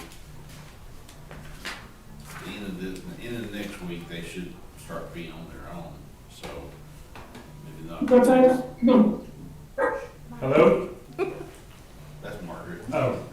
I'm sorry. And Princess. Did not know that I was unmuted. So it'll probably be the paycheck after next that we'll see those 8, the bodies, which will drop the hours.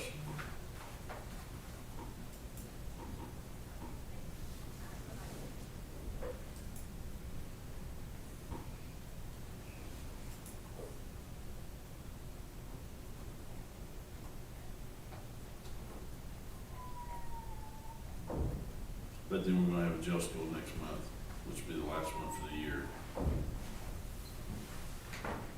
You've got some, how many will go to it? 7 or 8 will go to it, but they'll catch us all up, other than the ones we've hired in the last probably 4 or 5 months to be, get them to the jail school, so we'll get them started in the spring, or after the first of the year, we'll start jail school back. Try to do it once a quarter.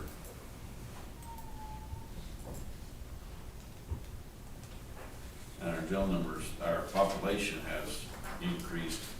It's been holding about, well, this week it held about 535 every day. So it's up. Is that, and what pushes that, Will? Why is that? We have air conditioning, I guess, I don't know. That would do it.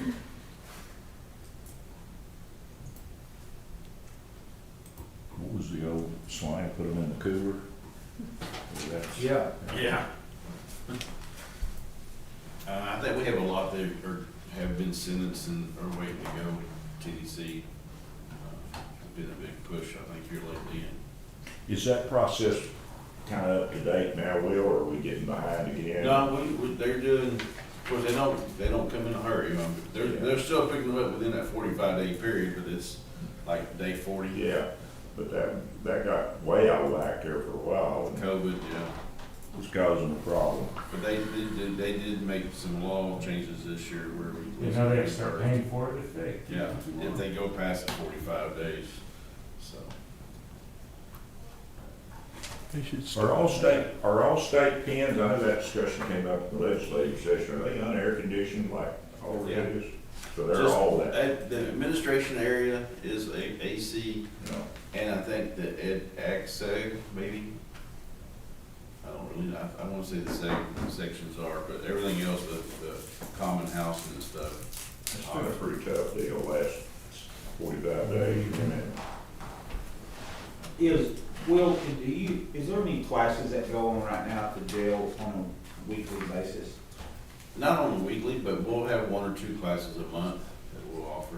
Like what? Well, give me an Like example. right now, they're doing handcuff and baton training and like that class is going on this week. It's a 2-day class. But what about for the inmates? Any? Oh, yeah. We do substance abuse class weekly. We do GED class. There's an art class. And who is the instructors? Are they jail, No, 561 they have employees? outside people come in for that.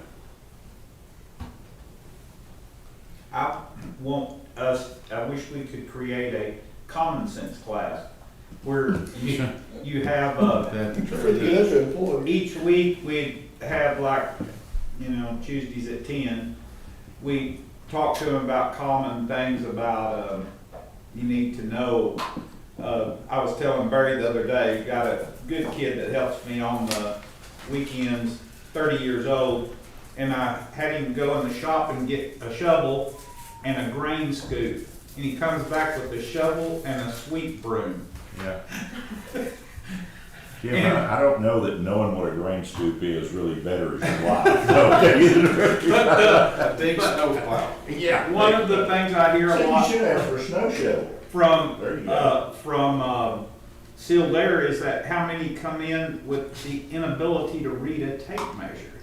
They Yeah. don't ask nobody and they don't know, and all the marks on there is kind of confusing, so, just let it ride. And it's amazing how many people now are turned out that can't do that, but I thought the do's and don'ts of what you go apply for a job and say or wouldn't say is just, I don't know, I see a need for that more and more all the time. It's a basic math skill too. They had class in Router that years ago, algebra, everybody had to take algebra, then you could take like fundamentals of math instead of taking them other classes. And it taught you how to do the checkbook and read the electric meter and calculate everyday uses of math. Yes. So, but I don't think they offer classes like that anymore. Right. We'll start having on the agenda Commissioner Watt's common sense circle. That's how they want us to all go. There was a story about a guy that had his garage door opener that went out, and it was a little weak for the job, and the guy came and looked at it, and he says,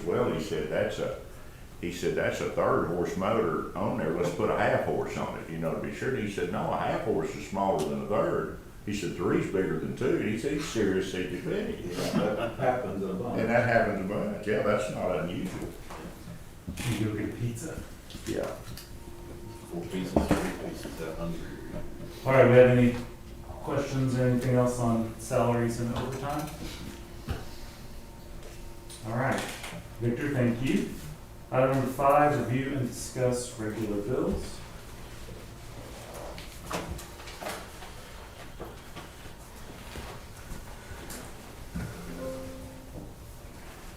Thank you, sir. She may need to be unmuted. This one came to us at 10:32 on Wednesday morning. Make sure you open up the one at 10:32 and not 8:10. Sorry about that. It's all right.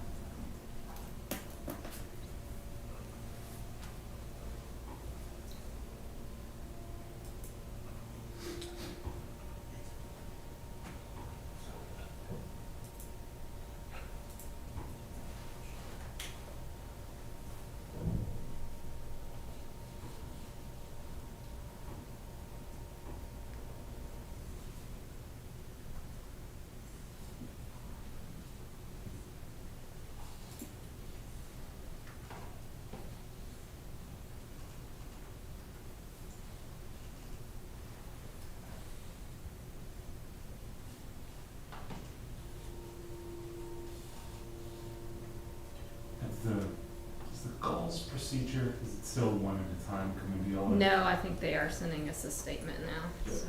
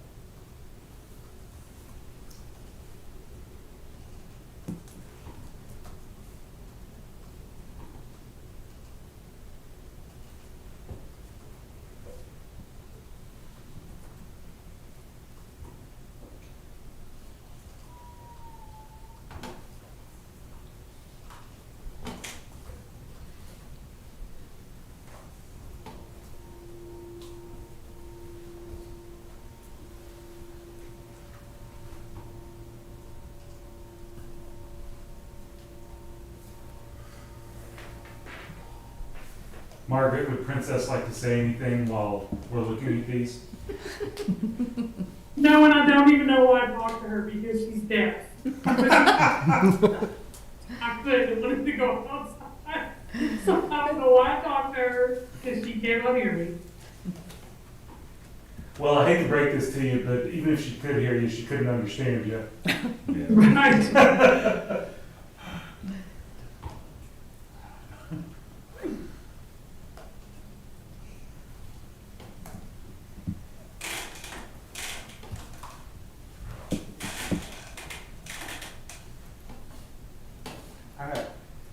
I've seen Stacy Kasab's on here, for attorney work that she's done.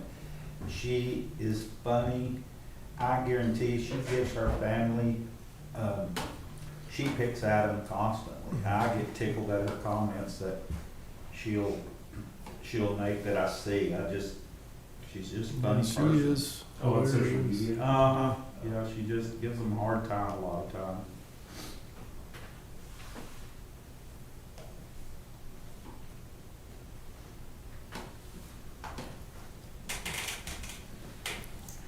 among other people.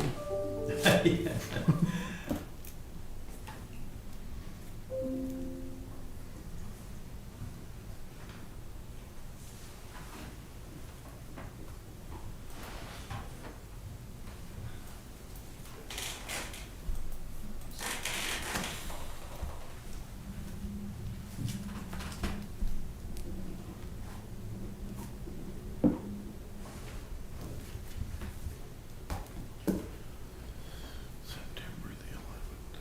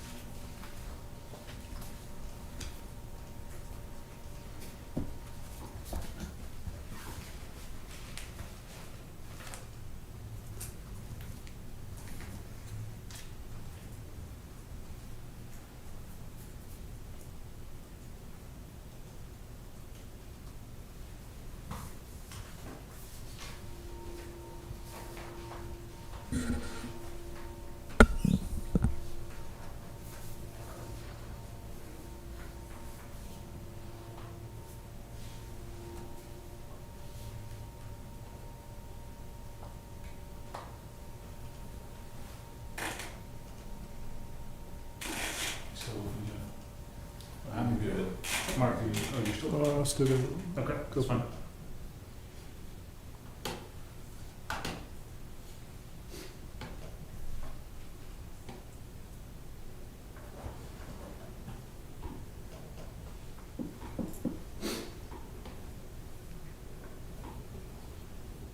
I'm good. All right, do we have any questions or anything on bills? That's first. All right, item number 6, 2024 budget discussions with elected officials and department heads if necessary.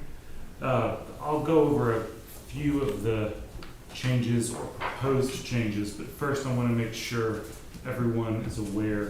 The public hearing on the tax rate and budget are going to be on Thursday, September 7th at 6 p.m. It previously said that would be the 5th. It's going to be Thursday, September 7th at 6 p.m. And I will make that announcement again every time we meet until then. But that will be up on our website as well, I think by the end of today, and it will appear in the Times Record News as well on Monday. So public hearing Thursday, September 7th at 6 p.m. Should be on the website now. It might even be on the website now. There you go. Okay, so for this, there have been a few departments that have come with small changes or questions, but by and large, there has not been much of an ask for modification to what was in the proposed budget. Let me just highlight a few of those changes so that y'all are aware, and then I need to get the court's input on a couple of things. So the first one, the Wichita Appraisal District reached out. We are going to have to increase our payment to them by $20,000 because they have to single-handedly run a countywide election next May for 3 new legislative mandated spots on the Appraisal District Board. Not the Review Board, the Appraisal District Board.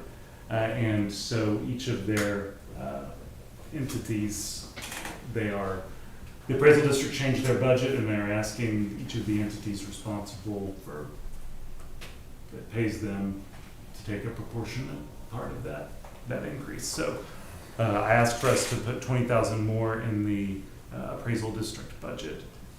That that extra is not being offset anywhere right now. It's gonna be fund balance paid for, is that right? Yeah. So, Is that But that'll come back to March or, us though. Yes. November, or is it? May of '24. Yeah. But November Well, of 25. You'll eat up a bunch of. It moves after. labor. Yeah, the election, it's a one-time May election. It'll be November. Must be able to After run that. off. Right. Mhm. So, another item that is in the budget now, Annette had brought this up. She wants to have an entity called Terralogic Document Systems come in and do a full digital scanning of all of the deed books and deed record books. She's going to do it over 2 years and pay for it out of the Records Management Fund. So you'll see it's $140,000 total cost. It's going to be split up into 2 pieces. So 70,000 of it will appear in that Records Management. Is there enough in records management for There a year is. to do that? There is for her for 24. It was going to be an item on agenda for next week for her to do it also in 23, but we're still checking to see if there's enough in records management this year to cover it, or if it's going to be something And else. that'll probably what? Deed records and the deed books and the deed record And books. the reason I'm gonna ask this question, what was Tommy talking about copying over there? The plat. Plat. Plat office. So, is there any chance that those 2 systems can maybe, The entity that wants to do the plats, they don't have any. I don't think they. I wonder if they'll deeds. can be stored Well, anywhere the same? I think We'll have storage access to would all be of fine, it's just getting a management program to take the data that once it's scanned in and Put it get it, right. put it back. or Either something. one of those systems is gonna be available to our citizens via online. The digital records will be. For the plats, it won't be a system, but it will be, if they come and need those records, the tax office will have them. Do you think that, that could be put into a revenue stream where, like, I pay an amount on Annette's portal or to Annette to access those records I get to, right? Yeah, So eventually, maybe Tommy could set that revenue source up where a person can pay to look at a plat of a particular, if they chose to do it that way. I think it's certainly something we can bring up. I know for the county clerk and the district clerk, they charge those fees because statute sets what those fees are and allows them to. I don't know if the same exists for the tax office, or that'd be a question we'd have to. But is the plat office just a function because Tommy's inherited it? I mean, it really is there a reason that he has to do that, or? I don't know. I don't either. I never understood Well, it's not really operating now, is it? I mean, it's. No, not- they have it back there, but until they. It's not manned or, Right. yeah.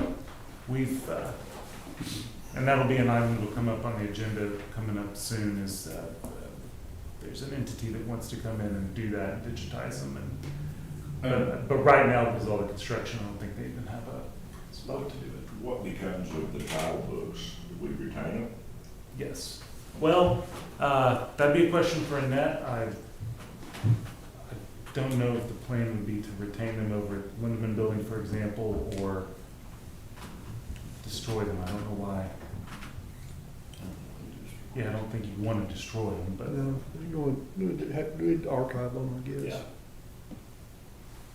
So that is a change, and that would be out of the records management fund And what, balance. how do we stay abreast of record management fees?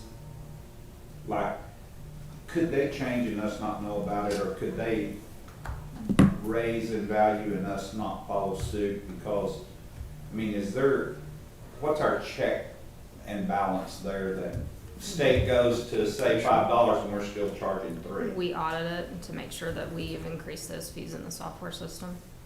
So y'all see them regularly when, Yeah, and we work with IT because IT can get into those systems and, Okay, update those costs when they go up and down. okay. One other one, in Department 560 in the max salaries, the field deputy positions, 19 through 39, were input at the wrong number. That number should have been, they were inputted a number that's higher than what it should have been. So those will be reflected to now be $51,482.97, down from, they are still getting the same cost, the same 3%, because I think all of those are under 53, yeah. They're getting the same 3% number as everyone else. It was too high the way it was put in originally, and it, Chief Rutledge brought that to our attention.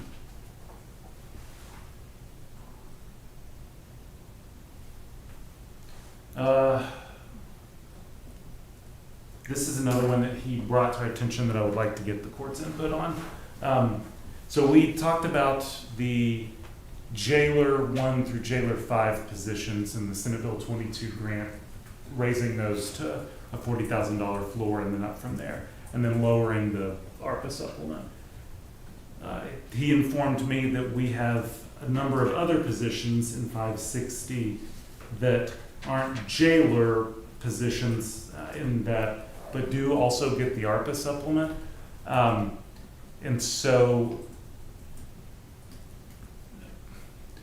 there's a couple of ways to do this. One would be so that it's easier for us to keep track of keeping everybody's ARPA supplement the same across the board. So moving it from 78 to 5,000. But if we do that, then those other positions are losing a supplement and they are not getting a requisite increase in their salary. What positions? Bond office? Those positions are, Like the two maintenance guys who are also jailers, they work in the jail, so they run the inmates all the time. Their pay was basically a little bit higher than the Jailer 5 position, I think, or right at the Jailer 5 position. so At the old Jailer 5 position, they made a little bit more than a Jailer 5 because they were doing the maintenance, but they still work in the jail. When if they're caught up or something happens and we need a body, they will fill in. They are to the licensed jail. jailers, so. And then the other three would be the trustee officers who are with the inmates all the time. They're still considered jailers. So, and we're still using them sometimes to fill spots when we're short. But you're saying they're not jail, are they? They're jailers. They're They have licensed jail- jailers. They're They're licensed licensed jailers. jailers. So why do they not fall under the? they could. They didn't in my initial one because Okay. they were already above the minimum I see. salary threshold that we needed to get everybody up to. But we could, So their pay is already higher than most other jailers. But But they're losing they're losing 2,800. if we take their supplement away, we're, when we raised it Moving before, we down. raised the ceiling too on all of them, right? we did of those, in those Oh, 5 they're- jailer categories. These I did not know were also getting ARPA money out of it, so I did not. Wouldn't we do the same percentage raise up with those positions as they are technically jailers with additional duty? Yeah, we could certainly do that. There is enough,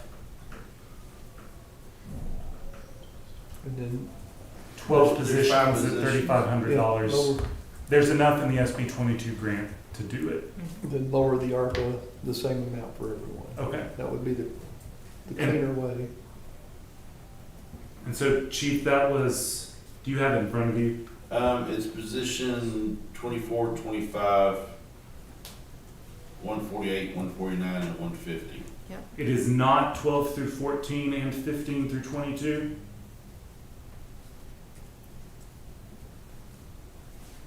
Man, let me go back and look here. Yeah, Yes, that's correct. It's the corporals and the sergeants who are not commissioned law enforcement officers too. If you're Okay, correct. so include those as well. Yeah. Okay, so in 561, positions 12 through 22, 24 and 25, and 148 through 50, we will just raise their max salaries by that 3563 amount, and then bring the ARPA down to 5,000. Make sense? Yeah, there's only 129 positions that we've allotted for that ARPA, so when I did the ARPA, it is correct, it's just this side will have to Okay. fix. All right. No, I think that's the cleanest and easiest way to do it. That makes sense. Thank you all. Road and bridge budgets, are y'all, Commissioner Fincannon is wants to budget an extra 260,000 in contingencies, just to make sure we don't run into the problem of if he needs it, it's not budgeted The for. reason I'm doing that mainly is for the whole tractor deal. If, Yeah, I'm if we, I'm in the same shape, I've not added that mowing tractor deal that we looked at. and if we end up going that route, I wanna have enough money in there to It's cover it. available, yeah, because we're And talking it's about. coming from- January, aren't we? I'm taking it from fund balance, transfer it, not Yeah. do it anything taxing. Me too, same thing. There was So that'd be an add in 2 and 3. Mhm. Yeah, I think there was 4 in that line, I'd have to go back and look.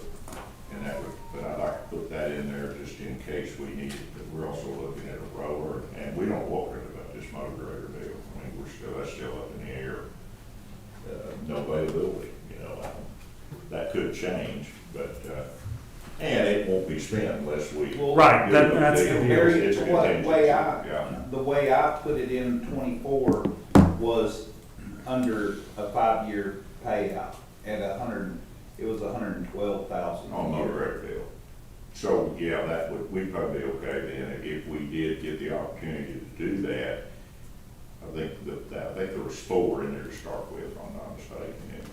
Yeah, you have And Cheryl, you changed 400,000. that temporary line. I did didn't you? change your Thank you. temporary line. I appreciate you. I don't know how I overlooked that, but that's in there, that's good. And then, yes, you have 400,000 currently in Yeah. capital expenditures. Do you want to Yeah, increase 260 Yeah, to as a it? contingency, just in case that deal goes down, because there's still some unknowns. I think he did that 400 to mainly cover his road grader. Yeah, and that would get that deal, and once again, if we don't get the deal done, Yeah. we're not gonna spend it, it's just. His fund balance is also pretty healthy, so. Yeah, it's good, so I think we'll be all right. Not a bad idea to budget some extra from fund balance just in case, so. In case somebody runs into one of my trucks. Well, Yeah. Go ahead, From go another ahead and business. budget me for an extra 100,000 out of Never fund know. balance. Okay, And so on 5, I reworked up a scenario this week that, and just Ooh, that brings up a good question, go ahead. Mike, in 5, under travel, 504, 304, what is that for? I think it's pike pass, but don't. Okay. You had told me, I just couldn't remember. But what we have right now are under this scenario. Mark had a good idea the other day, and I've been flushing it out.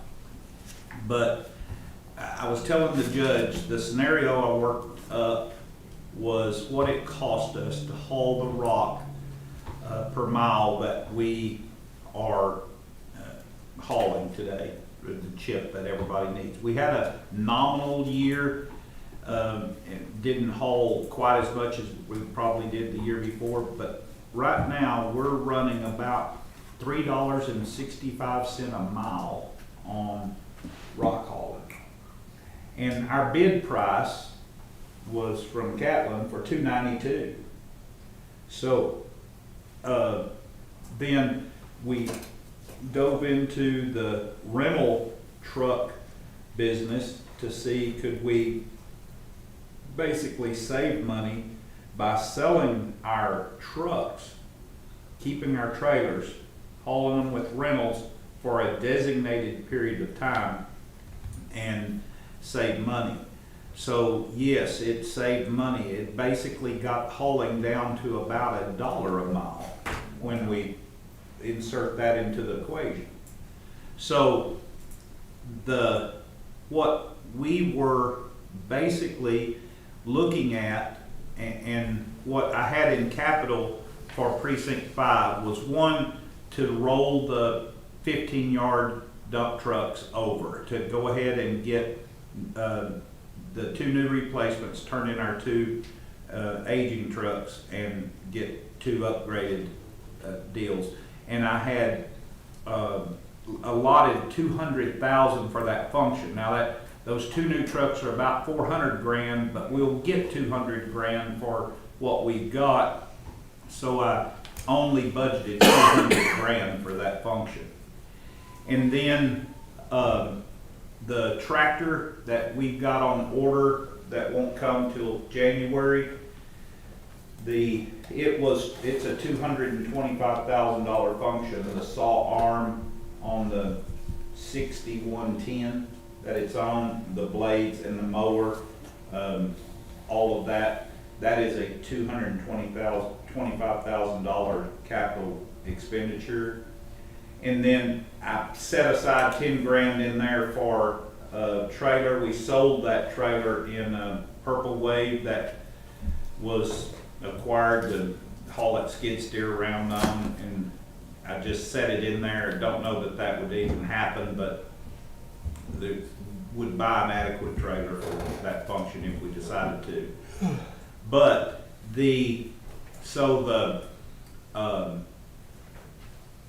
what would happen then if we sold our rigs, basically about a $400,000 sale of the tractors we own. We've got 120 and 321 models, and sell them all for $400,000 and apply that back to the equation. I put $50,000 in for rental.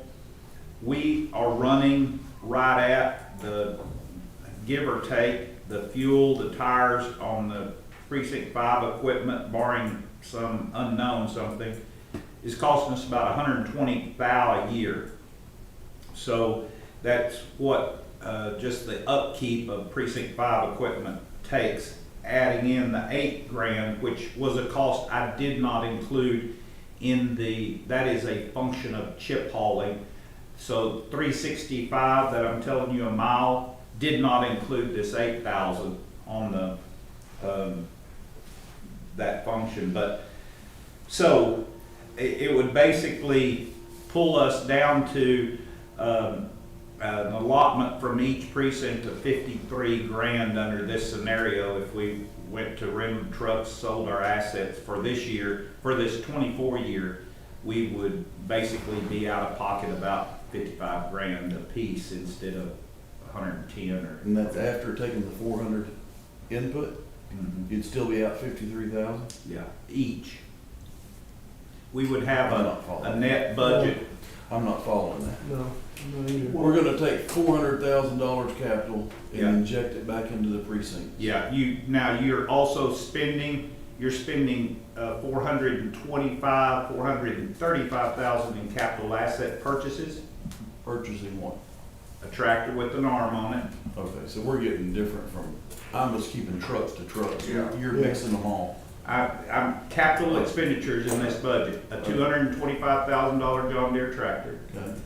$200,000 net cost in trading dump trucks, okay? 15-yard dump trucks, How many dump trucks is that? 2. And how many does precinct 5 have? 2. Why do we only have 2? I have my own.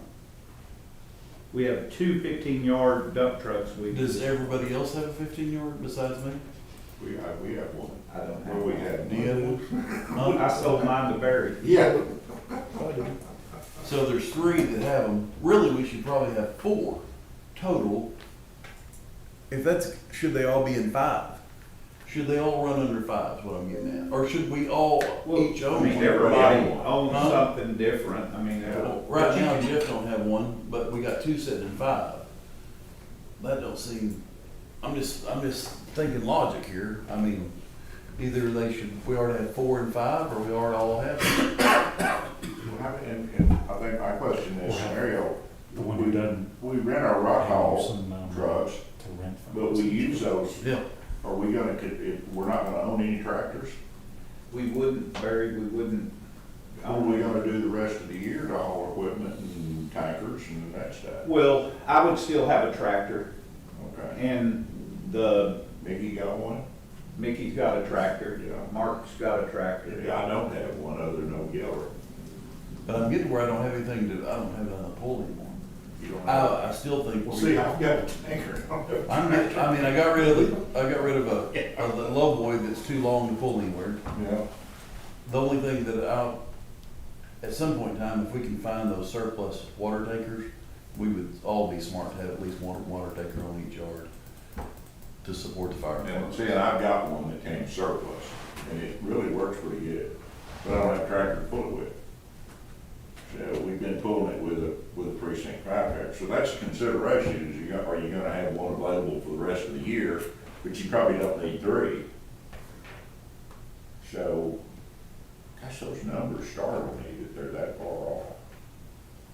That's, So it's 2 trucks and a tractor. I mean, 2. Yeah, it's the cost of the asset that drives yeah. the whole deal. When and is Randy able to haul all that rock? I mean, that's the next thing, we need to get it done. Well, I mean, yeah, we've been concentrating, we hauled for 43 days last Right. year, but we did it over 2.5 months. But it That was dollar. actually 43 days of hauling. That $1 a mile though, Barry, renting truck, if we rent Penske or whoever, and if we can get the cost down to $1 a mile, that's less than a third of what we've been Well, paying. yes, sir, right. That's a lot. And one of the reasons, another consideration is we've all put hands on those trucks at a time when we had less pressing, we're not chip Yeah. sealing. And that's whatever it typically is. why we were doing it That's why that we're doing time it, of year. utilizing our Yeah. personnel better, so that's a consideration. But Randy can haul that rock. I think the sooner the better if he, instead of he wouldn't want to haul that rock in 43 days is what. Yeah, he might start on it, Yeah, next week, yeah. if we can get it right. But that was roughly about 100, give or take, $170,000 in savings off of what we're spending. Okay, so now the 53, I put 55 or 53 or whatever that number is that already in our budgets? It's Cheryl? in your contingency lines and you carried it. Yes, because I think the original number when y'all were doing your budgets was like 100, 110 that y'all were allotting, and so, yes, I already got it built into So your. we're gonna fund precinct 5 strictly out of precinct. We're gonna use up whatever is left of fund balance, and then the rest will come Yeah. from your 4 precincts. And what I'm Yes. telling you, 53 would be pretending there's $0 in 5. And Right. that would be, but there is money in 5, so you probably don't have an expense Right. in 24, actually. And we've gone a few years where y'all haven't really had to, because, they used to, 250 off the bat went into precinct 5, and it just accumulated whether it was used or not used, and that's what we've been drawing down the last few years was that. Yeah. And so this $120,000 or $128,000 between permits and fuel, that's not going away. We'd have it rental truck or owning the truck, we still have that cost on top there. What are those permits for? What kind Or of- it's the toll fees. Okay, yeah, okay. Pack pass. Yeah, we put those in 5 when we couldn't decipher who was hauling for who, and y'all were paying each other's bills. We And just. they're not a major part of the deal, but it is an expense. So the operational supplies in the precinct 5 budget is $178,000, and the capital asset side is $435,000 under this scenario. But then we would sell some other trucks, the tractors that we own, and inject 400,000 back into precinct 5. We need to keep the trailers. Yeah, we'd have to keep the I think you'd trailer. have a harder time, finding them to rent. They're not near as, Oh, okay, well, I'm talking about renting, but so we got two options. We've got just custom haul and then rent tractor. I see, okay, you're right, I missed a step there. Oh, yeah, you'd have to have your trailers to do that. and it'd be cheaper to haul your own. I mean, Rent- this is renting. two what a mile? 292. 292 was the bid. Yeah. And there is a plentiful market of rental tractors right now. So there's not an issue about not being able to go. Yeah, that is always a consideration that may not always be the case. And the problem is that once we cross the line, and the reason I put these duck trucks in here was trying to beat the 2025 trigger on this environmental stuff that's coming down the pipe. At 2025, we're looking at potentially 30 months to get a truck. So we would have to hope that rentals stay plentiful, because changing our minds is about a 3-year process to ever get back in the business, which is mind-boggling to me. But Me too. Just, I would rather not own a fleet of over-the-road trucks. You're only using them 2 months out of the I year. know, They're they're sitting there not, the rest of the they're time. sitting there rotting away the rest of the time. yeah, if we had other functions for them, it would be different, but we They're- really, They're made to be driven every day, yeah, they not to really sit on a are. yard. And nowadays, with the technology like it is, that def, Yeah. it's a lot better for them not sit there. Yeah, absolutely. Yeah, that's the whole scary function of them not being used. It's really a no-brainer, except for if it changes and you want to change your mind later, you can't. Yeah. But maybe we don't sell those assets, maybe we, each precinct take one and get rid of the oldest one in their fleet. I don't know, then your value of that truck is not gonna be any your more. than it is appreciation right on now. that is still the same. It's gonna be depreciating off. And Well, I know, but Get you rid could of go them while down they're- you could go down the road farther. I mean, we do use a tractor more than, we just don't unhook from a gravel hauling trailer and get under anything else. But, I mean, we've got a 20, You don't have an equipment trailer, do you? well, yeah, I've got the dozer trailer and the backhoe trailer. You don't have a bulldozer. Well, I'm I got kind of a in bulldozer, a but I dilemma ain't got any trailer. spot right now, you know, I don't have a dozer, but I don't have any money.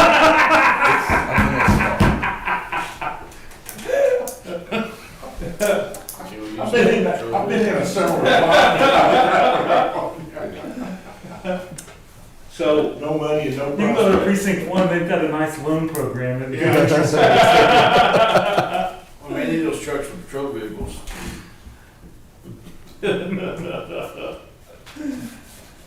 So, Commissioner, what's the gross amount that you're wanting to budget in 5?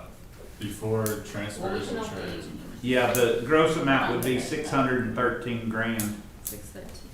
615. You're planning on putting 400 of that back in selling the assets and then 200 out of the precinct, basically, is what we're talking about.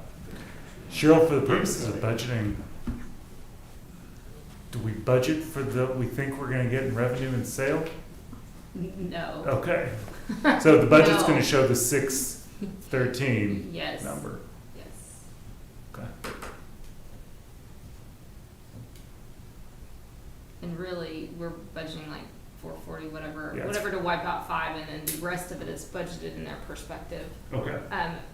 precincts, so that if something falls through and you don't move forward with one of it, you retain your own money and your own fund balance, and not sitting out there in 5 doing nothing. I think 5's a good savings. That's moving. It doesn't earn the way y'all's That's do. moving in the right direction, but boy, that's a big bite all at once to do. Right. But I tell you, 20 and 21 trucks, you can't beat the can't beat marking them right now. You'll get the most out of them you'll ever get. Right now, they'll probably almost bring what we gave for them. Precinct 3 wanna buy one of them? Well, I'm really just thinking about that. If we're gonna own a tanker, and, you know, one of the, I mean, we've got a bulldozer sitting on the yard, and we needed it the last week or two to fight fire with, don't have any way to haul it. Now, precinct 1, precinct 4, precinct 2, they're good to come and take it to us for a job, but not on a hot shot, you know, gotta go to side, Right, you know, that right. kind of deal. It's, you know, that worked, we make that work, but I don't know, that's a consideration. See, I haven't run that through my computer yet. If you're gonna keep a tractor in your yard Yeah, to use for what you're talking about, you might be better off to buy a used tractor than you are having a 20 or 21 road truck I agree with that that. you, cause our 2021 road trucks, They're worth a lot of money. yeah, it's an on-the-road truck. You gotta Yeah, have a well, different, different caliber truck than hauling your trailer out Intermittent here. use, it'd be intermittent use, Right. right away.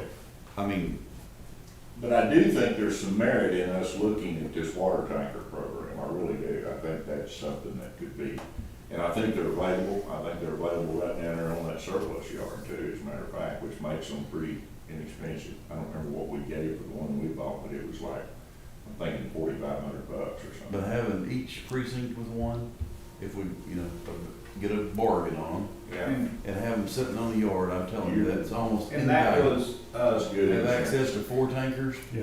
on a big fire automatically. All with the right So, connections and. Barry, the Lone Star Mill hooked me up with their guy that they get their tanks from, Mhm. and all he sells is used tanks. They're non-battable, aren't they? Which They're is non-battable. not the end of the world, but And We're not gonna haul nothing but full. that's a good point, and that makes, You don't need that. it's not like fuel delivery truck where you're stopping and then. But I mean, we're looking at anywhere from 8,500 to 15,000 a rig, depending on trailer. I mean, depending on what you get. You They're all can the- get in there and take us in a battle. As long as you take them trailers and you Yeah. park them under cover, Yeah. you won't have that much trouble. No, you won't. Tire issues. That's exactly what I do, is put it straight under cover. Well, is that one tanker that you're selling, that old Howl, is it stainless steel looking tank? I have one that is, but it's got the old access. No, and that was the one civil defense that used to be in your department. We struggled with that for a while, but yeah, that's how it was I've registered. still got a civil defense, I believe. Really? I have no idea where it is, but I think I've still got one. That old yellow tank. Well, I found, in looking that stuff up for you, I found some minutes that has in '83, the court sent Yeah. civil They defense kind of want director to look to at it every school. so often, and I think that's what that is. Now, see, Judge, what you've done, you got us talking about equipment. Yeah, I'm about to move this thing along. This has gone on for a while. You know, It's you look at the 12, reminiscence. 20. Yeah. I'm gonna have to get. One, I don't want to move preemptively, but Those are all good considerations, though. and decision doesn't have to be made today, but we're gonna have to make it in the Yeah, next it's coming. week. So Yeah, so I can update the document. Cheryl really wants day of last second changes. The only other item I had here was there's small changes, but they're big ones in the support payment schedule. So y'all were, I think everyone was part of the meeting with the Child Welfare Board, where No, I was not. okay, so we've budgeted $31,800 to them for the last at least 3 years, but probably more than that going back. And the actual expenses ended up being about 5,000, between 5,000 and 6,000 every year. And there was a problem there where they were only able to directly reimburse foster parents for expenses incurred after the fact, and there's just a kind of an Well, they were submitting yes. their payouts, and we were reimbursing those. Yeah, we reimburse directly to the foster parent. It's because it's tied to the Title IV grant from the state. I see. So I was visiting with Child Care Partners last week, and they're a 501c3, but they do child care in a few different locations across Wichita Falls. And one of the things that they do is there's two places where I think there's some overlap here with what we do already with the Child Welfare Board. One would be they do car seats, clothes, so when foster kid gets taken from their parents in the middle of the night and they end up dropped off with a new foster family, a lot of times that new family needs to go to somebody, and DFPS sometimes does this, sometimes it's just the child placing agency does this, but they need a place to go to try to get clothes, car seat, other items immediately. And Child Care Partners actually keeps that stuff so that they can have those to donate to those families who need it. That's one purpose. The other would be, so when a kid gets put in foster care and they need child care, because foster parents both work, the first 2 weeks of that child care, the state does not pay for. A lot of times because it takes that amount of time for the paperwork to go through or whatnot. And so Child Care Partners just, sometimes they look for scholarship opportunities to pay for that, sometimes they just eat it. But I thought with both of those things, Child Care Partners might make sense as a good entity to put, like, and I was gonna suggest $15,000 to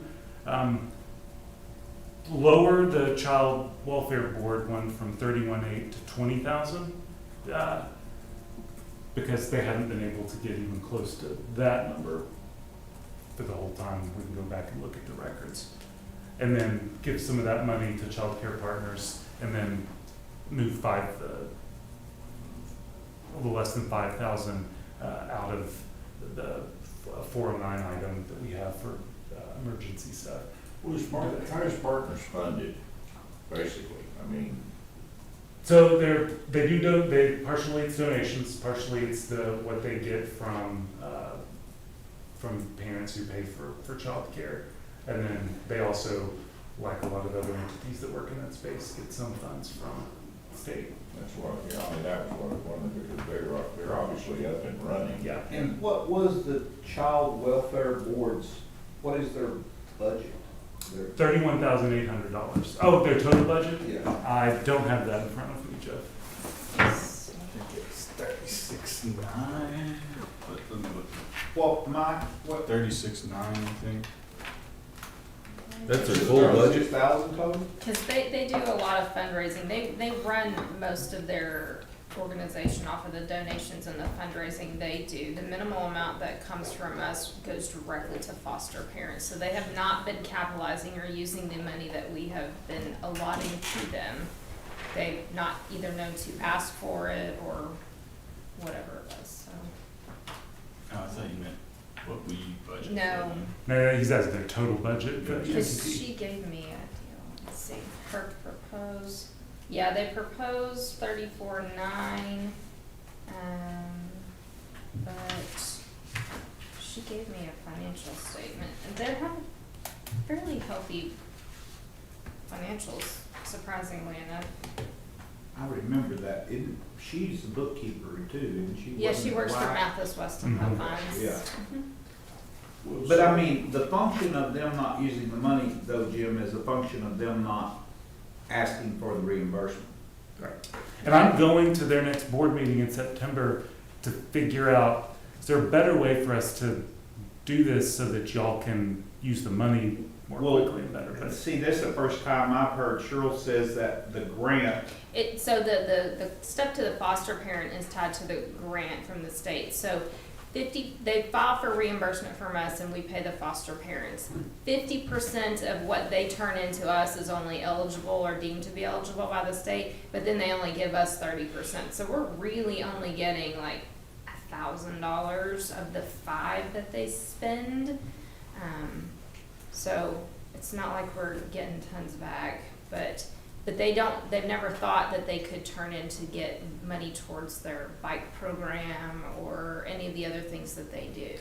And I don't know if that's just a misconception or miscommunication over the years, or if it was just something that's been, well, this is the way we've always done it, or my predecessor was a stick. I don't know. Right. There's no way to know what that is, but. Well, it kind of sounds like a partner's deal might be able to function on a little better schedule, I think so. a little more responsive than not faulting anybody. Right, it's what they do day in and day out. It's set up.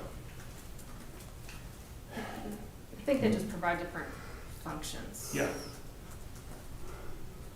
Whereas childcare seems to be more immediate, and the other is more after the fact. But there's also a pause here, and it's one why I wanted to bring it up to everyone and ask for y'all's thoughts on this, because there's also a real thing to be said of, once you've done it once, is there a limiting principle later on for other entities that are in that same space, or someone else who come and ask the county for money to meet a need?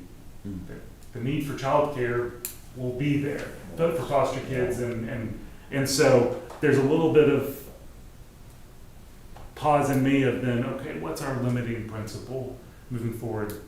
When it's the Child Welfare Board, the limiting principle is you've got another board that's set up that it's not a direct service that they provide. That would be different here.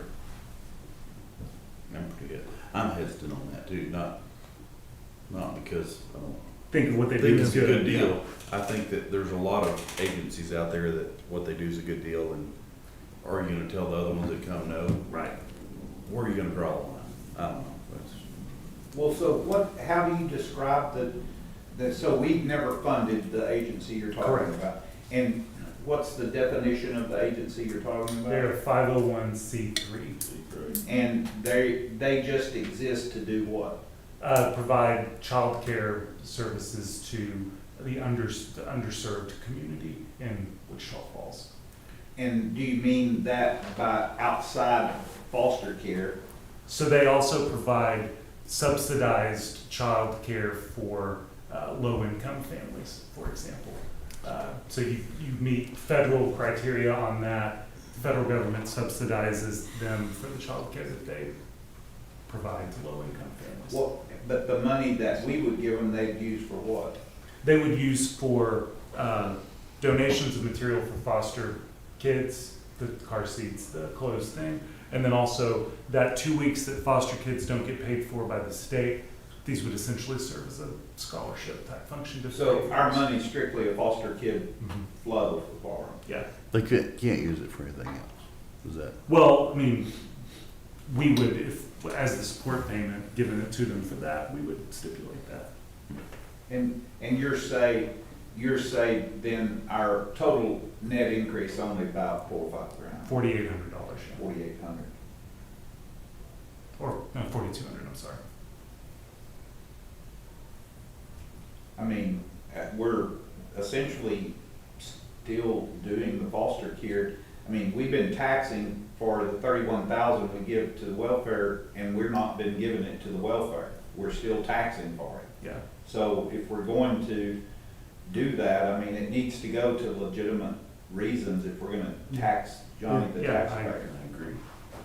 And if we're able to figure out a way in 2024 that they hit that 20,000 and like, hey, we could do more, then we can revisit that for the 25 budget. But right now, yeah, we've been putting in the budget and taxing for it. Well, no more than the usually, you still could have came down 4,800 more and not have an increase at all. Because even if you came down the 4,800 off the 20, yeah, one's been using 5 and we've been budgeting 39. So it could be a budget neutral deal. It could be. But and still not change the use at all. Or change the need. Well, it's still gonna be budget neutral because we're just reducing it out of 409.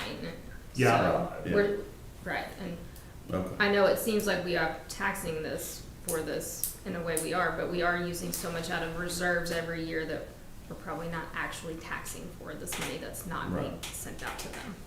That's a fair point. And but I don't think we've had a good, clear understanding, just like what Cheryl was telling me about the grant.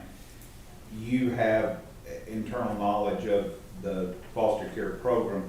We never spent much time on it. This was the first year that I ever got to hear, and Barry, you were with me, I think, when the lady and her husband were here, and but that was the first time I really got to hear it in depth about what they were doing. Well, it's hard to wrap your mind around the whole deal, because if you're dealing with a state agency, then you've got certain structure and you've got certain, and all these are they're different, and it's hard to figure out exactly how Because we've still got the home.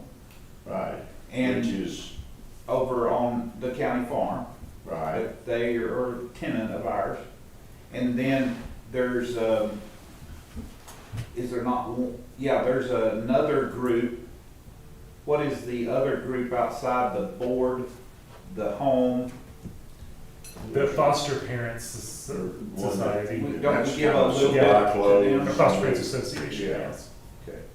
That's what's so confusing, is you've got several different people working in certain areas of the same problem, but I have a hard time figuring out who fits where, and, Especially in the foster arena, we talk about all the buckets of funding we have in county government. There's about that number of buckets funding each individual kid when it comes down to it. And so it gets muddled pretty fast.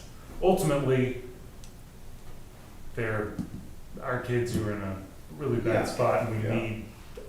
And we're fortunate to have the good dedicated groups that we have here, because you go to Chicago and you're gonna get off in deep water in a hurry. And we have, solid, conservative groups that are just designed and have an interest in helping foster kids. at the end of the day, you wanna help the kids. That's the bottom line. That's the bottom line. And it's just, sometimes it's confusing as to who's doing what and how it all fits together. Wish this was a problem we didn't have to talk about, but it is, and it's not gonna go away, it's not gonna get smaller, I would bet. But I think it's justifiable, Judge, and I mean, if somebody came to you and said, we have foster kids, we do X, Y, and Z for foster kids that do, well, they deserve consideration. But now, the guy that comes in and says, hey, I've got a 501c3 organization that puts on rodeos for high school kids, that's an easy out. And so I think as long as we stay focused on what our core has been, and which is this, it's a benefit. Okay. All right. Thank you all. And that is the list of changes. There's not, like I said, it's not been much that folks have brought up. Anything else? Is the current deal up on Enos now? Yes. Good, I need to really, I always just like to take one more look, make sure I didn't, miss something. I mean, y'all wanna hang around all afternoon, or y'all ready to go? Standing up. Way to Austin, Okay, well, if nothing else, it is 12:35. It is adjourned.